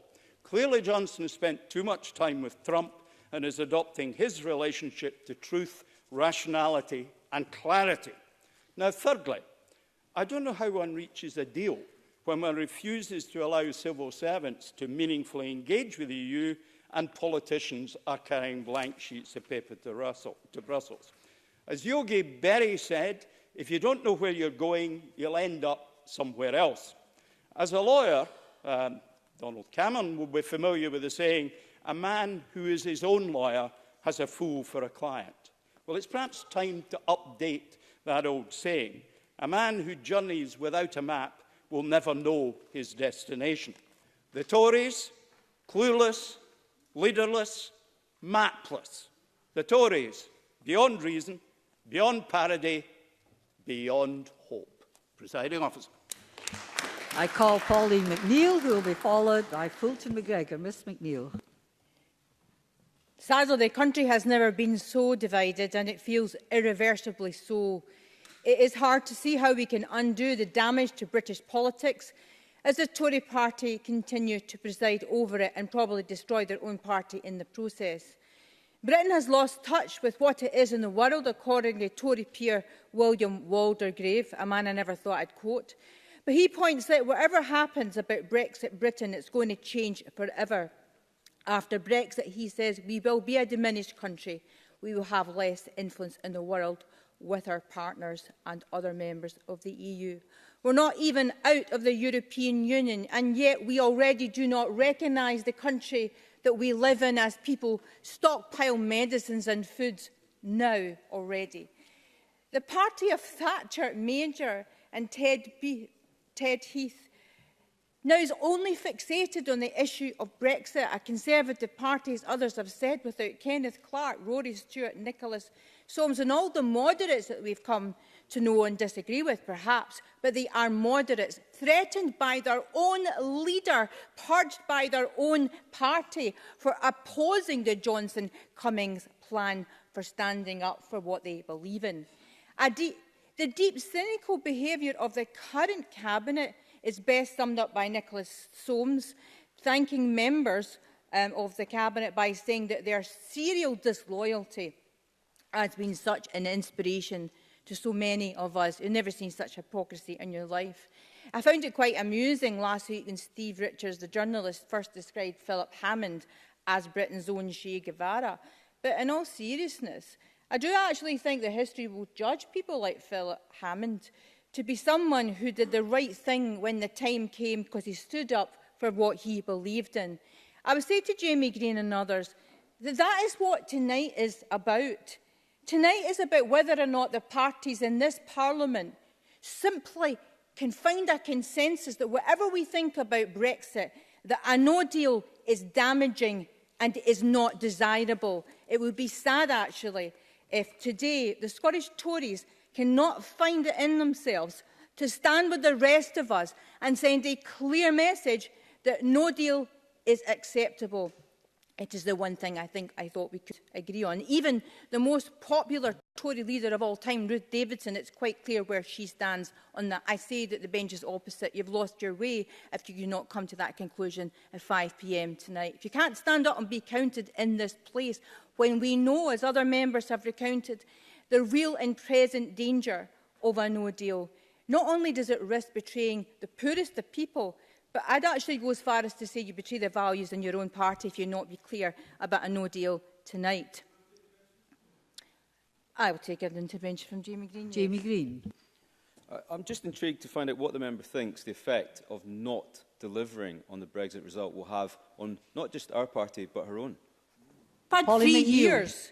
The Tory party have had 3 years to deliver on Brexit. We have not seen a credible deal. But Jamie Green, I think you actually do know. I think you're pretending you don't know the purpose of tonight. If you really say, as you said, that you oppose a no deal, well, I challenge you, why don't you vote for it tonight? Because Donald Cameron said that Scottish businesses want a deal, and that is not really true. What most Scottish businesses have said is that they would take a deal, and there's a difference between wanting and taking a deal. I've only got 6 minutes. I'm sorry, I can't take a further intervention. An orderly departure after 3 years, that was your responsibility, and you've absolutely failed. Because I began this journey, and if you look back at the speeches I've made in this place, of supporting a form of Brexit that would best protect the people and the lives of our economy. But it's never really been on the table. The withdrawal agreement, I don't need to point out, is not a deal. But I've come to realise that leaving Europe, regardless of the consequences, is the primary objective of the Leave camp. And they have concealed the true damaging consequences of that from people. I think it's interesting that even the question of Northern Ireland and the peace that was achieved by your own party's contribution has not been mentioned. I and others know that there's going to be decades of austerity through a no deal, which is why I feel so strongly about it. People are entitled to know the truth. The leaked UK government report, Yellowhammer, revealed the probable consequences of leaving without a deal. People have the right to know this. I don't see why it was a secret document. We know that there will be transport disruption across the Channel. There will be immigration checks. We don't even know the half of what might come about. World trade terms leaves Britain exposed to high tariffs that we cannot control. I don't see why you would trust Donald Trump to give Britain a decent set of trade terms when he's already at war with China and Canada over steel imports. This is not a man that can be trusted to strike a trade deal. I will not take lessons on democracy from the party opposite that this week have thwarted the Mother of Parliaments, threatening their own MPs for standing for what they believe in. They either believe the Parliament is sovereign or they don't. Presiding Officer, on this occasion and on this motion, I will be proud to stand with every single member in this Parliament on the single message that a no-deal Brexit is not acceptable to Scotland, it's not acceptable to the Scottish people, it's not in the interest. And if you're a politician that has come here to try and stand up for working people, then you have a duty to support and vote for this motion tonight. We can argue thereafter on the things we disagree about, but tonight you have to vote against no deal. Thank you. I don't like being pernickety, but it is my job to be pernickety, is that the term "you" should not be used directly towards each other. I understand people get excited, they do it, but try to desist. Can I then call, please, Fulton McGregor, followed by Liam Kerr? Thank you, Presiding Officer. In 2016, the idea of the UK leaving the EU without a deal seemed impossible. Over the last 3 years, I, like everybody else, have watched with horror as this has become a possibility, then a likelihood, and now, with only a matter of weeks remaining, a very real and present danger to our country. And as others have said before me today already, a no-deal Brexit is unthinkable with catastrophic economic and social effects. And the thing is, this is widely accepted, whether you voted like me to remain or you voted to leave. Because any Leave voters that I've spoken to didn't cast their vote to damage the economy or leave themselves or their friends, family and neighbours unemployed. The situation has also again laid bare the very unequal state of this so-called union of equals and the huge democratic deficit we have. Scotland voted overwhelmingly to remain, and we have reiterated that at every election since the vote. But we are being ignored. We are being told we voted as a UK and that we must accept the decisions made for us. People who continually use this argument, to my mind, simply do not understand the principles of self-determination, devolution and equality in decision-making. Scotland deserves better. The people and businesses in my constituency of Coatbridge and Chryson deserve better. EU nationals that call Scotland their home deserve better. Over the last year, like many colleagues, I've been engaging directly with EU nationals in my constituency, and the message is clear from them. They want to stay and continue to provide in the amazing ways that they do, and they want to do what is best for this country.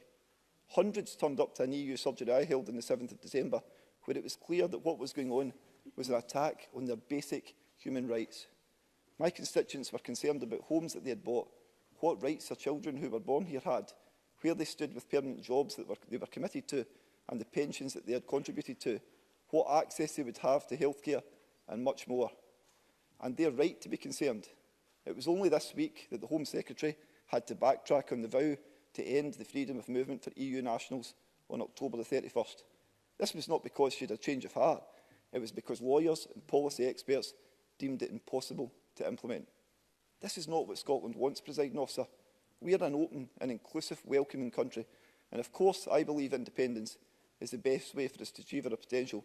But at a minimum, power around immigration should be devolved in order to allow us to treat people with humanity and to grow our economy. It's been said time and time again in this chamber, but I must repeat that a no deal for Scotland will be absolutely disastrous. There is no sector of the Scottish economy that will be unscathed by Brexit. In February, a Scottish Government report showed us that a no-deal Brexit could see our GDP drop by 7%. And if anyone needs a reminder of how bad a no-deal would be, here's a recap of what was found in the Operation Yellowhammer Cabinet contingency papers. Lower food stocks hitting our most vulnerable groups, medical supply shortages, petrol import tariffs leading to job losses and impacting fuel supplies, shortages in social care and a return of a hard border in Ireland. Do this Tory government know no bounds? At a time when people are struggling under austerity and welfare cuts. Only a couple of weeks ago, I put out an appeal for Coatbridge Food Bank, who are struggling for supplies. Of course, the people of Coatbridge and Chryson responded with the usual generosity and kindness, but it's a pretty grim state of affairs in the first place. And what did our elitist government think is a good idea? Oh yeah, a Brexit cliff edge. This UK government is not one that is standing up for the ordinary family in Scotland or even across the UK as a whole. And if they're not the people, for people, surely they're the people for businesses. Not again in my area. The number of businesses in Coatbridge and Chryson that have came to me and saying that they're worried about Brexit, the impact on workforce, mainly local workforce, is staggering. In 2014, the Tories told Scotland that we'd be better together and we'd be stronger as a union. And I hope the irony of those sentiments is not lost in the chamber this afternoon. And I have to say, Presiding Officer, I don't think that it is. Never have Holyrood and Westminster been in such different paths. While Westminster's in chaos, this week the Scottish Government launched another progressive and exciting programme for government, with climate change, fairness and social justice at its heart. Presiding Officer, it's clear that we're on very different paths. I wanted to quickly raise, during this debate, my office have been in touch, and this is a real-life example to say that they've been speaking to somebody today who has just had their settled status denied by the UK Government. The individual has been asked for further evidence, a letter from their employer, a letter from their university, a letter from their school where they attended several years ago. This lady has been here for 8 years already, and she's been asked for this information. This is an attack in human rights. It's absolutely staggering. That's a real-life example. Text to me this afternoon while we've been having this debate. Presiding Officer, there's little doubt now we're moving towards a general election. The sooner the better, I say. But it's clear that Scotland must be given the choice over our own future. It's time, Presiding Officer, for Scotland's future to be firmly in Scotland's hands. Thank you. I call Liam Kerr, who will be followed by Ruth Maguire, and Ms Maguire is the last speaker in the open debate. Mr Kerr. Thank you, Presiding Officer. It will come as no surprise to the Chamber that I shall not be voting for the SNP motion today, and I do commend the Conservative amendment. Presiding Officer, we need to be clear where we started here. In a UK-wide referendum on the 23rd of June 2016, 17.4 million people cast their vote for Leave, whilst 16.1 million voted Remain. It was a straight question, which, despite what has just been asserted, was not caveated by considerations of a second referendum, the form of any deal, or indeed whether any deal would be struck. Now, I was one of those who voted Remain, but the voters of the UK disagreed with me in what is arguably the largest democratic exercise ever seen in this country. And I am a Democrat, which means I do not think it appropriate to say to people that because they voted differently from me, they must have been mistaken or misguided and should have another go. Yeah. Claire Adamson. Democratic event in the UK. What a pity does he not agree that European Union citizens didn't get a choice in that exercise as they would have done in the Scottish Parliament or Council votes and other referendums from this place? Liam Kerr. I think the point is that the form of the referendum and the franchise on it and the electorate on it was agreed. Everything about it was agreed beforehand, and this gives the lie to the proposition that the people didn't know what they were voting for and in which referendum. Look, Parliament voted to hold that referendum and the people delivered a result, and it is incumbent upon our elected representatives to respect that vote and act on it, as they said they would when the referendum was called. Within that context, however, I do agree with Donald Cameron that the rational and sensible thing to do is strike a deal with the EU to ensure that our leaving is as frictionless as possible. It makes sense to me that when a relationship such as that between the UK and the EU fundamentally changes, both parties agree on how that relationship will look going forward. And that is why the UK government has been clear that it has never pursued a no-deal Brexit. It is clear that the UK government has always seen a negotiated exit from the EU as the best outcome, and that is evidenced in that MPs have had 3 opportunities to vote on a deal. The Prime Minister has said repeatedly that we do want to do a deal, and we have seen movement in Brussels. Have I time, Presiding Officer? Won't make it up. You won't make it up. I'm sorry, Mr Finlay, I better not. That shows why the SNP motion should be rejected today, because what that motion demonstrates, beyond all doubt, is the paucity of commercial experience within the SNP ranks, and/or that those in the SNP who do have some commercial experience have spent too long out of the world of negotiation. To those with any commercial nous, it is almost trite that one cannot present a single proposition without a fallback, a walk-away position. You do not negotiate by saying, this is what we want, and if you don't like it, well, that's okay. What would you give us instead? That is an extraordinary position for this Parliament to be asked to take. Presiding Officer, if we truly want to act in the national interest, we must surely support the Prime Minister and the UK Government in its efforts to renegotiate the deal and leave on October 31st. But we must do that in circumstances where the EU... Mike Rumbles. Mike Rumbles. I thank Liam Kerr for taking an intervention. I find it curious that he has such trust in Boris Johnson's word as our Prime Minister, when his own brother, who was a ministerial colleague this morning, doesn't have that same faith in his brother, because he understands there is no deal in the offing. Liam Kerr. On the contrary, we heard from Donald Cameron just earlier, Mr Rumbles, just how much is going on to secure that deal. And look, at the end of the day, the SNP are not serious. Just this week, Nicola Sturgeon claimed SNP MPs will do everything possible to stop the UK crashing out of the EU without a deal. Everything possible, Presiding Officer. Now, if that were true, then the question begged is simple. Why didn't they? Because the withdrawal agreement was brought forward 3 times. 3 times, presiding officer. And the people of Scotland will not forget that not one of the SNP MPs voted for the very thing that would have taken no deal off the table. Indeed, they voted against it, despite the fact that it met their own demands. Everything possible indeed. Presiding officer, whether it conformed to our personal vote or not, the people of the United Kingdom voted that the UK should leave the EU, and Parliament voted to trigger Article 50 to effect that exit. Fulton McGregor opines that a no-deal Brexit would be disastrous, and maybe he's right. And that's why I welcome the Prime Minister's attempts to reach a deal with the EU and believe that the Scottish Parliament should support and not undermine this. And that is the crucial difference between the Scottish Conservatives and the SNP. We respect referendums in which people have their say, even where we might not agree with the result. And what I and many unionists across Scotland are incandescent about, including Willie Rennie, I'm happy to hear earlier on, is the SNP trying to use my vote to remain in the EU as a proxy vote to drag Scotland out of the United Kingdom.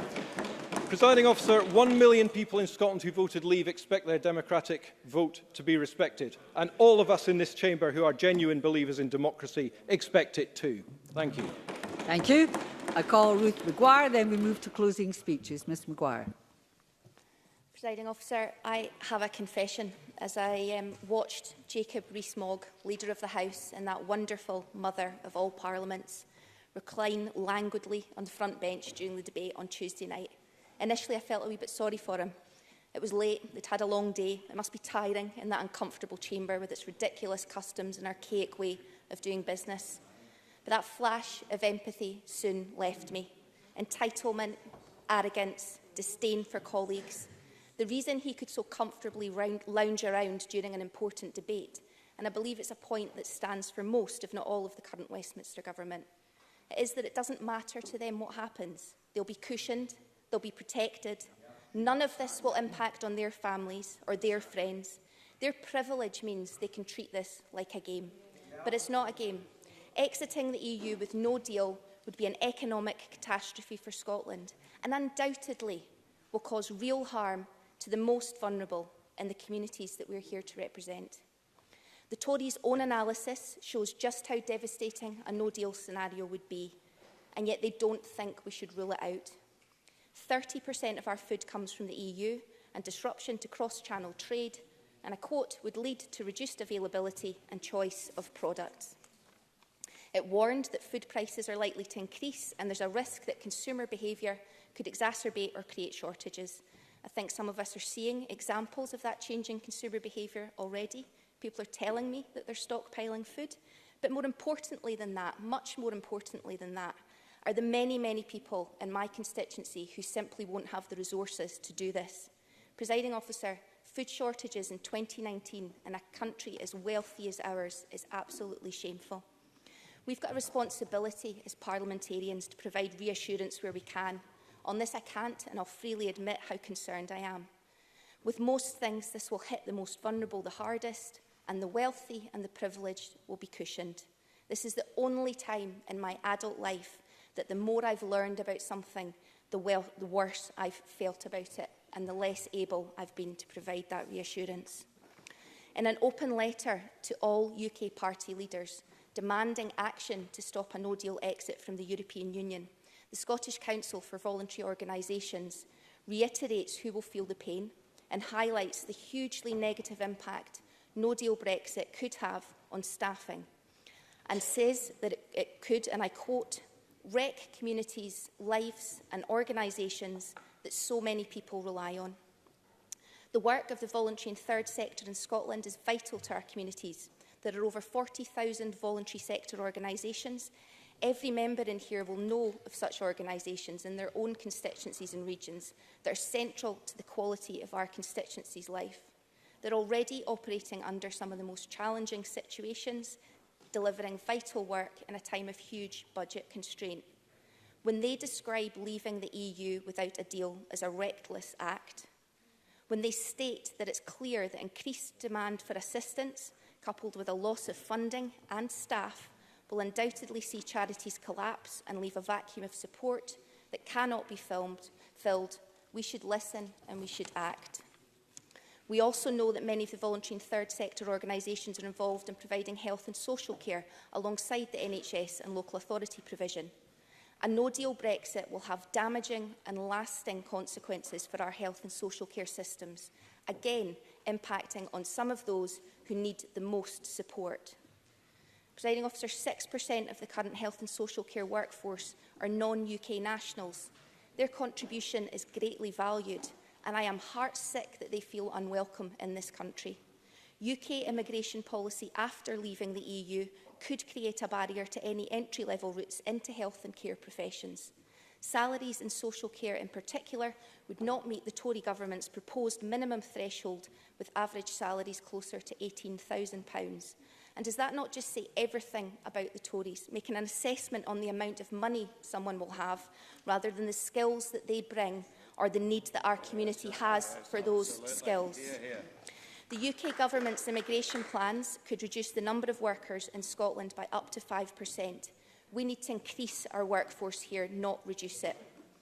Despite attempts to spin otherwise, Boris Johnson's attempts to shut down Parliament, to force through a no-deal exit from the EU, are an outrageous assault on democratic principles. There is no democracy, security or prosperity for Scotland in Boris Johnson's Brexit Britain. The people of Scotland deserve so much better. I hope MSPs in here will act accordingly this evening. Thank you very much. Closing speeches. I call on James Kelly to close for Labour. 6 minutes. Mr Kelly, please. Thank you very much, Deputy Presiding Officer. I think it's right that Parliament has the opportunity to speak out tonight on the issue of a no-deal Brexit, because let's be absolutely clear, a no-deal would be an absolute disaster. As Mike Russell points out, it would be even more severe than many of the commentators realise. Because if you look even just at the economic impact of that and what derives from that, it would have a drastic impact on our communities. Think of the collapse of trading arrangements and trading agreements and the jobs that would cost in economies, not just in Scotland, but up and down the United Kingdom. And the knock-on effect of that would be people would lose their jobs. It would drive up already drastic poverty levels. And as we've heard, there would be a shortage of medicines in the NHS, meaning that people would become more vulnerable and more ill. Also, the impact on UK and Scottish budgets would be more severe, because if you've got less money in the economy, you have less people paying taxes, and therefore budgets would be driven down, and we would see more severe cuts and a drastic impact in public services. So that's the reality of no deal, and it's right that Parliament speaks out to reject that. I was surprised to hear Donald Cameron defend the suspension of Parliament. As Alex Rowley quite rightly said, really what it is an attempt to shut down democracy and close down debate. Because Boris Johnson and his cohorts realise that they don't have the votes, they don't have the support in Parliament for a no deal, and have basically tried to shut down the operation as much as possible in order to get to the 31st of October. And it's right that Parliament has spoken out and reacted against that this week. And I think, again, Liam Kerr gives us the impression that Boris Johnson wants a deal, and the Tories want a deal. But the evidence points to the fact that Boris Johnson does not want a deal. He was elected as Prime Minister on the 24th of July. We're now at the 6th of September. That's over 7 weeks down the line. As we've heard in this debate and we've heard today, he's still to put any proposal to the EU. So we can't take these claims seriously that Boris Johnson or some in the Tory party want a deal. This is a strategy devised by Dominic Cummings to crash out with a no-deal Brexit. and also to try and drive towards an election, as Willie Rennie pointed out, to buy off the Brexit Party and to try and return these right-wing Tories into power.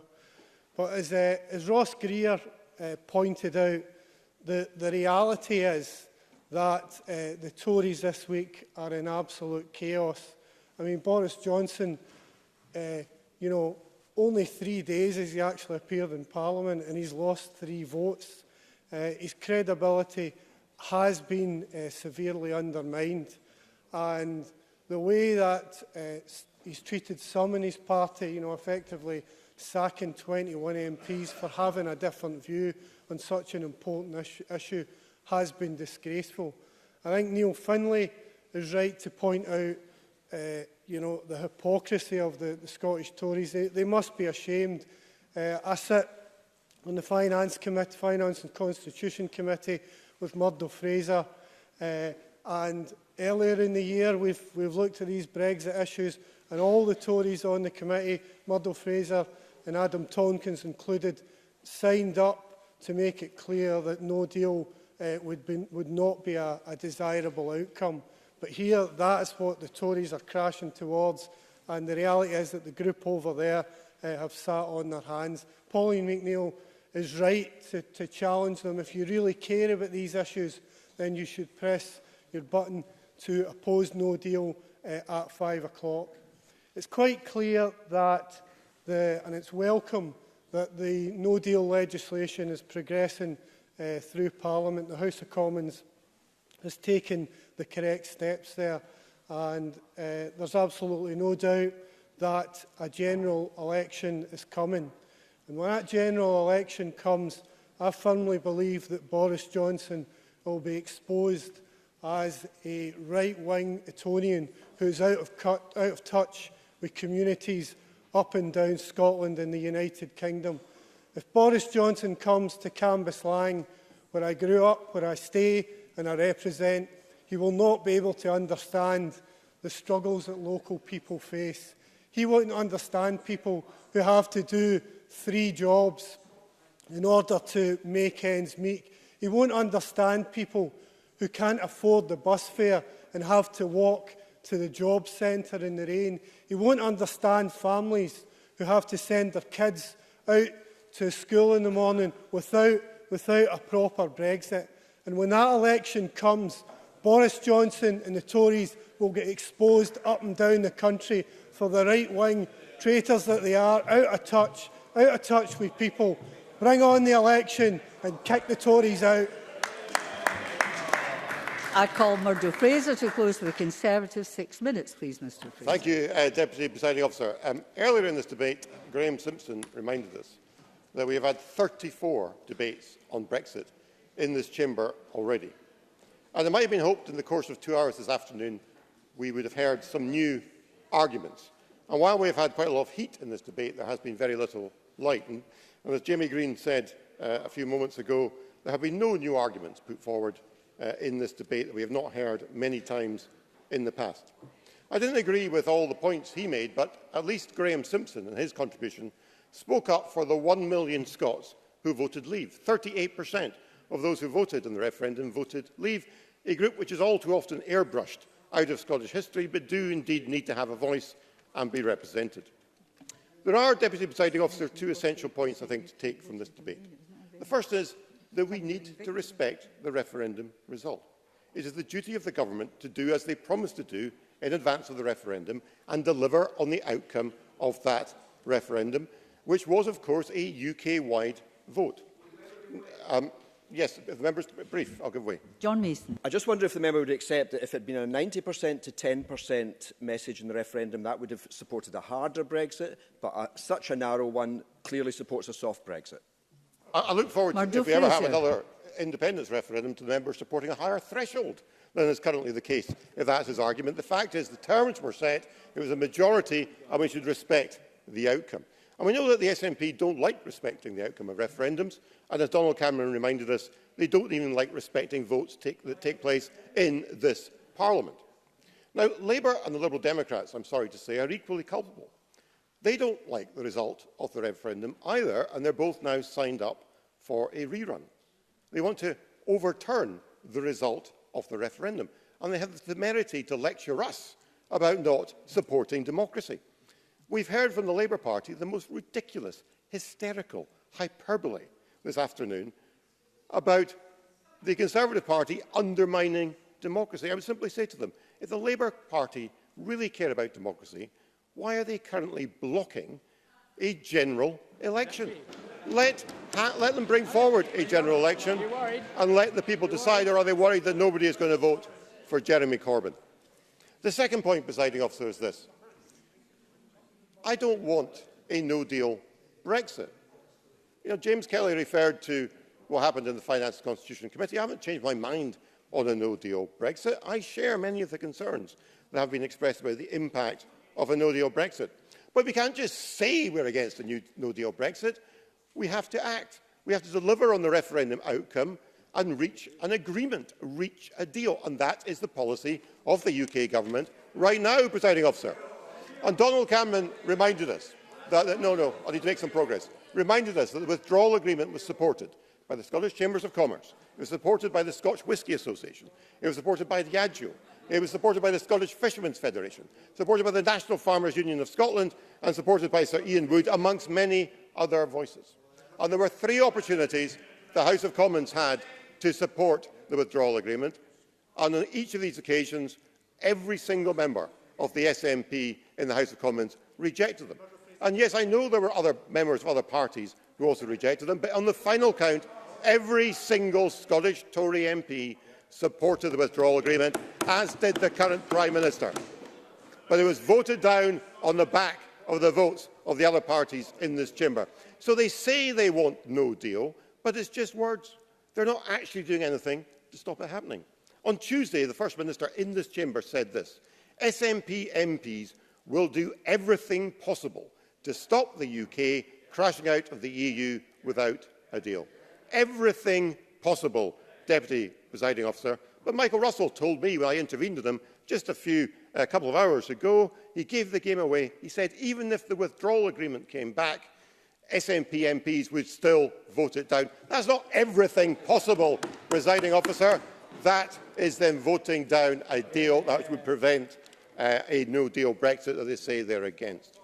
And I would say to Mr Russell, there was a staggering lack of self-awareness from him when he talked about the risk of Brexit making us poorer and cutting us off from our markets.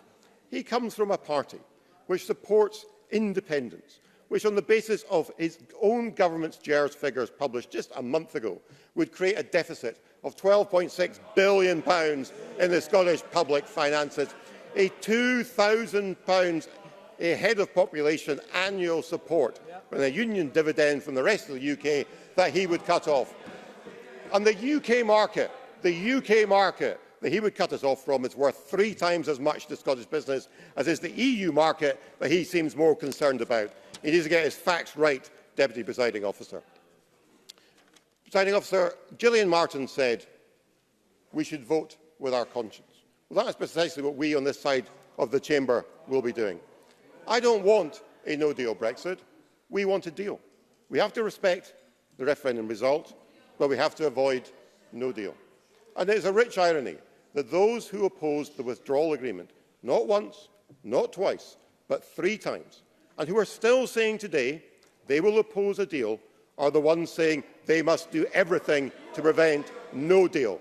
They say that, but it's just words, because they have no intention of doing anything actual to progress a deal and rule out no deal. Presiding Officer, another political stunt this afternoon will make no difference to the outcome of the Brexit process. What will make a difference are votes in the House of Commons, votes for a deal that delivers on the referendum result. That is what we should be working for, and that is why we should be supporting the amendment in Donald Cameron's name. Thank you. I call on Michael Russell to close for the Government Cabinet Secretary till decision time, please. Thank you very much, Presiding Officer. Can I start by welcoming Donald Cameron and Alec Rowley to their new positions? I've worked with both Donald Cameron and Alec Rowley in different circumstances. Alec Rowley for a very long time indeed, before this Parliament was first elected. It is a measure of the tragedy of Brexit that we should have to spend so much time on something which Scotland does not want. We could spend our time much more profitably. But the reason we are here, and I shall come back to that, is because of a flawed policy being pursued by a deeply flawed political party. Let me just touch on some of the contributions before I try and explode 4 myths that we've heard this afternoon. Let me just start by commending something Alec Rowley said, because he was absolutely right to say that people who say we just want Brexit over, we just want it done, don't really understand what they're saying. Because getting Brexit over on the terms that Boris Johnson wishes, which is a no deal, which is what he wishes, there is no doubt about that, wouldn't get Brexit over with. It would start a spiral of decline that would last for years. And there's no doubt about that, because there is no such thing in the end as a no deal. There would have to be a deal at some stage. And that would require a very long period until the United Kingdom government got its head into that space. And the damage to be done to every one of our constituents would be enormous, including the constituents which those members represent, because those members are putting themselves in the position of condemning many of their constituents to poverty if they allow a no deal to take place. I was slightly depressed, I have to say, by the contribution of Willie Rennie, and I put this to him fairly. We had agreed to work together this afternoon, and the first few minutes of Willie Rennie's speech were all about how we should do it. But he could not resist, I'm afraid, having a go at Alec Rowley and having a go at me. But I'll put that to one side, because actually I hope we are all going to vote the same way this evening, and perhaps then the next time the period of consensus could last a little longer. I was, however, heartened by Neil Finlay's intervention on Ross Greer, because he said if the Scottish Government were to do something outrageous. I thought Mr Finlay believed that we did something outrageous every 20 minutes. So if he's still waiting for us to do something outrageous, I am heartened. But I want to come on to this. Let me just make one further point before I do. The Welsh Assembly has just voted, I'm told, this afternoon, overwhelmingly in favour of a motion opposing the prorogation of Parliament and reiterating its view that no deal will cause long-term damage to Wales. I hope we will take the same decision as far as Scotland is concerned this afternoon, isolating the Tories. And of course, the Welsh Assembly also has representatives of the Brexit Party there, which we don't have. Well, we do have, because Mr Simpson is a representative of the Brexit Party in all but name, as we know from his speech this afternoon. But I will come on to that in just a moment. Let me deal with these 4 Tory myths, the first of which says that if you don't want a no deal, you have to vote for their deal. Now, the reality is that we have tried repeatedly to get a compromise. I would bring in evidence all the papers that we published from December 2016, which indicated how a deal could be done. But the people who didn't want that deal were the Conservatives, and specifically it was Theresa May. She did not wish to compromise in any way. So the fact that we are here now without a deal is to do with the Tories. And a no deal will be a choice of the Tories. That is what will take place, and it will be disastrous. And others know that. Donald Cameron knows that because he wrote an article at the end of March 2019, which was published in the Herald. And that article talks about the chaos of a no-deal Brexit. Donald Cameron knows that what the UK government is about to do will produce chaos. And I think that should go on the record too. Let me deal with the second of the myths that exist. And that is the Tories have a plan. They have a purpose. The Prime Minister has something that he is going to take to Brussels and everything will be fine. And it's extraordinary how people believe that. I saw Paul Masterton saying that people seeing how he voted the other day would say, "You're an idiot, Paul." I was tempted.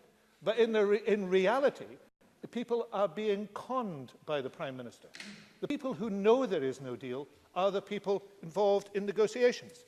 And, for example, Tony Connolly, RTE's Europe editor, one of the best-informed commentators, said 2 days ago that he'd had a message from one source that says nothing has been put on the table, not even a proper sketch or the hint of a plan. Michel Barnier is reported to have said this week that the talks are in a state of paralysis. And the Finnish Minister for European Affairs, Tytti Tuppurainen, said yesterday, and she is in the presidency of the EU, "We are willing to negotiate, but we cannot negotiate on something that is not existing. So I don't know who the Tories would actually believe on this, because all the people who are involved in those discussions say the UK does not intend to bring to the table anything meaningful. But still, the Tories go on believing it. The third myth I'd like to explode is the fact that the Tories are in some sense a moderate party waiting and wishing for a deal. Graham Simpson gave the game away. Rather not Graham Simpson, because he is absolutely entitled to argue the extremist Brexit case. That is what he did, and he did it essentially as a spokesperson for the Brexit party. But the revealing thing was the applause he got from the Tory benches, from people I know are not extreme Brexiteers, but have now put themselves in that position. There are people on the Tory benches who will be able to ride out a no-deal Brexit because they have the money to do so. But there are wiser people on the Tory benches who know this will be a disaster for their constituents. And yet they applauded the extreme Brexit position. And why did they do that? Because Nigel Farage has taken over their party. That is essentially where things now are. There's no doubt about it at all. What has happened is that the Prime Minister is desperate to take Brexit Party votes, and he has gone on to the Brexit Party ground. They shake their heads, but they know it to be true, and they will particularly know it to be true if I can make a prediction about what will happen in any election. The Tories in Scotland will suffer major losses in that election because they've done that. And then the members here will look at the forthcoming Scottish Parliament election and say, oh dear, we have gone too far, but it would be too late. That is where they are going now, and they need to recognise they are going there. And if any of them have the convictions I believe they have, they want to change course now. And let me make a final point, Presiding Officer, about the issue of honouring the results of referenda. David Allen Green, one of the best commentators on Brexit, and I commend his Twitter feed to you and what he writes. David Allen Green made a very important point this week. He said a referendum can be democratic or irrevocable, but it can't be both. So when you have a referendum, the result is already changing, because people are changing views and what they believe. So if you go on saying that that result stands forever and a day, it cannot by definition still be democratic. But that is what the Tories are saying. The Tories do not believe in any democratic choice at all, because once a referendum has taken place, although referenda are utterly incompatible with their belief in sovereignty of the Westminster Parliament, once it's taken place, it's frozen in stone and we'll just do it. They don't believe that. They simply want Brexit. And the Scottish Tories want Brexit because they've been told to want Brexit by their leaders at Westminster. That is a tragedy. Today, this Parliament will vote to condemn a no-deal Brexit. It will vote to condemn the undermining of democracy that we've had from the Prime Minister, and it will send a message to that Prime Minister. The message the Scottish Tories will send to Boris Johnson is we are as supine as ever. We will just do as you tell us. Go on, tell us how high to jump, and we will jump. The trouble is, there's a fall coming for the Scottish Conservatives.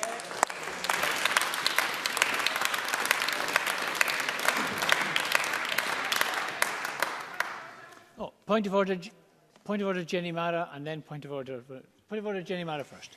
Today, during the drugs statement, Presiding Officer, at least 6 members who were due to ask questions, including myself, were not called because time ran out. If we are to properly hold government to account, can more time be allocated so there is sufficient time for proper scrutiny? Today's situation meant that no members from North East Scotland were able to raise the important Dundee Drugs Commission report with the Public Health Minister.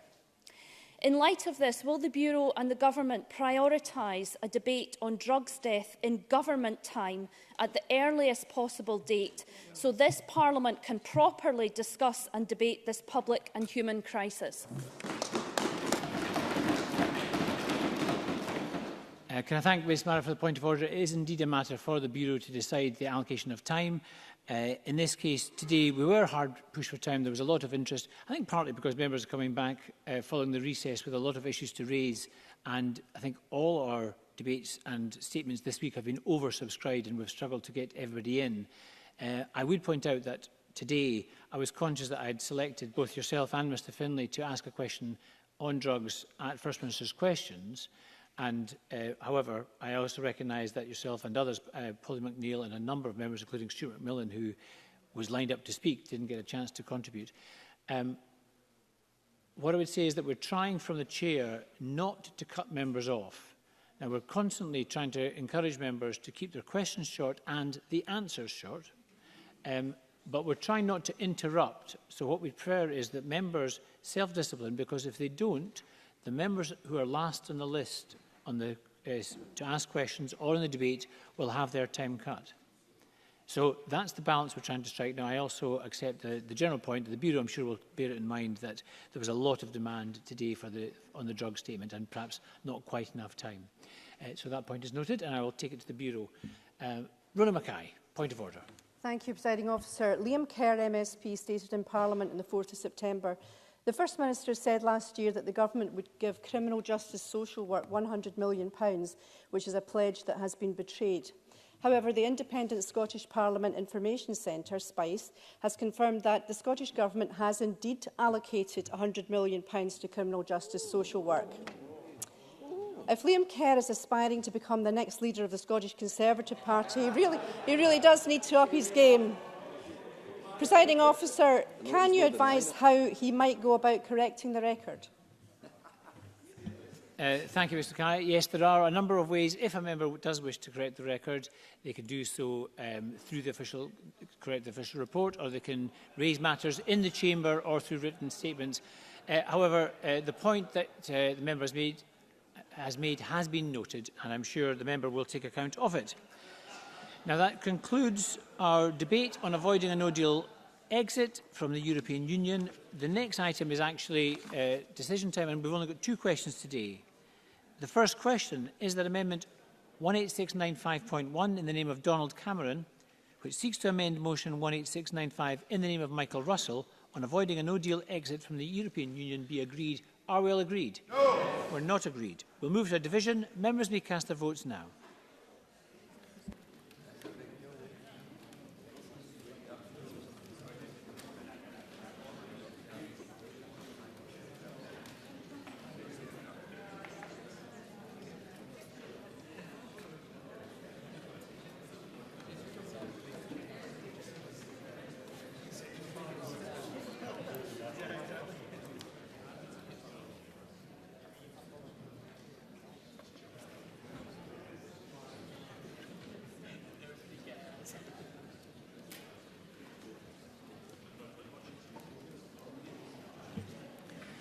The result of the vote on amendment number 18695.1 in the name of Donald Cameron is yes 28, no 87. There were no abstentions.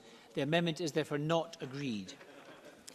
The final question today is that motion 18695 in the name of Michael Russell on avoiding a no-deal exit from the European Union be agreed. Are we all agreed? Yes. We're not agreed. We'll move to a division. Members may cast their votes now.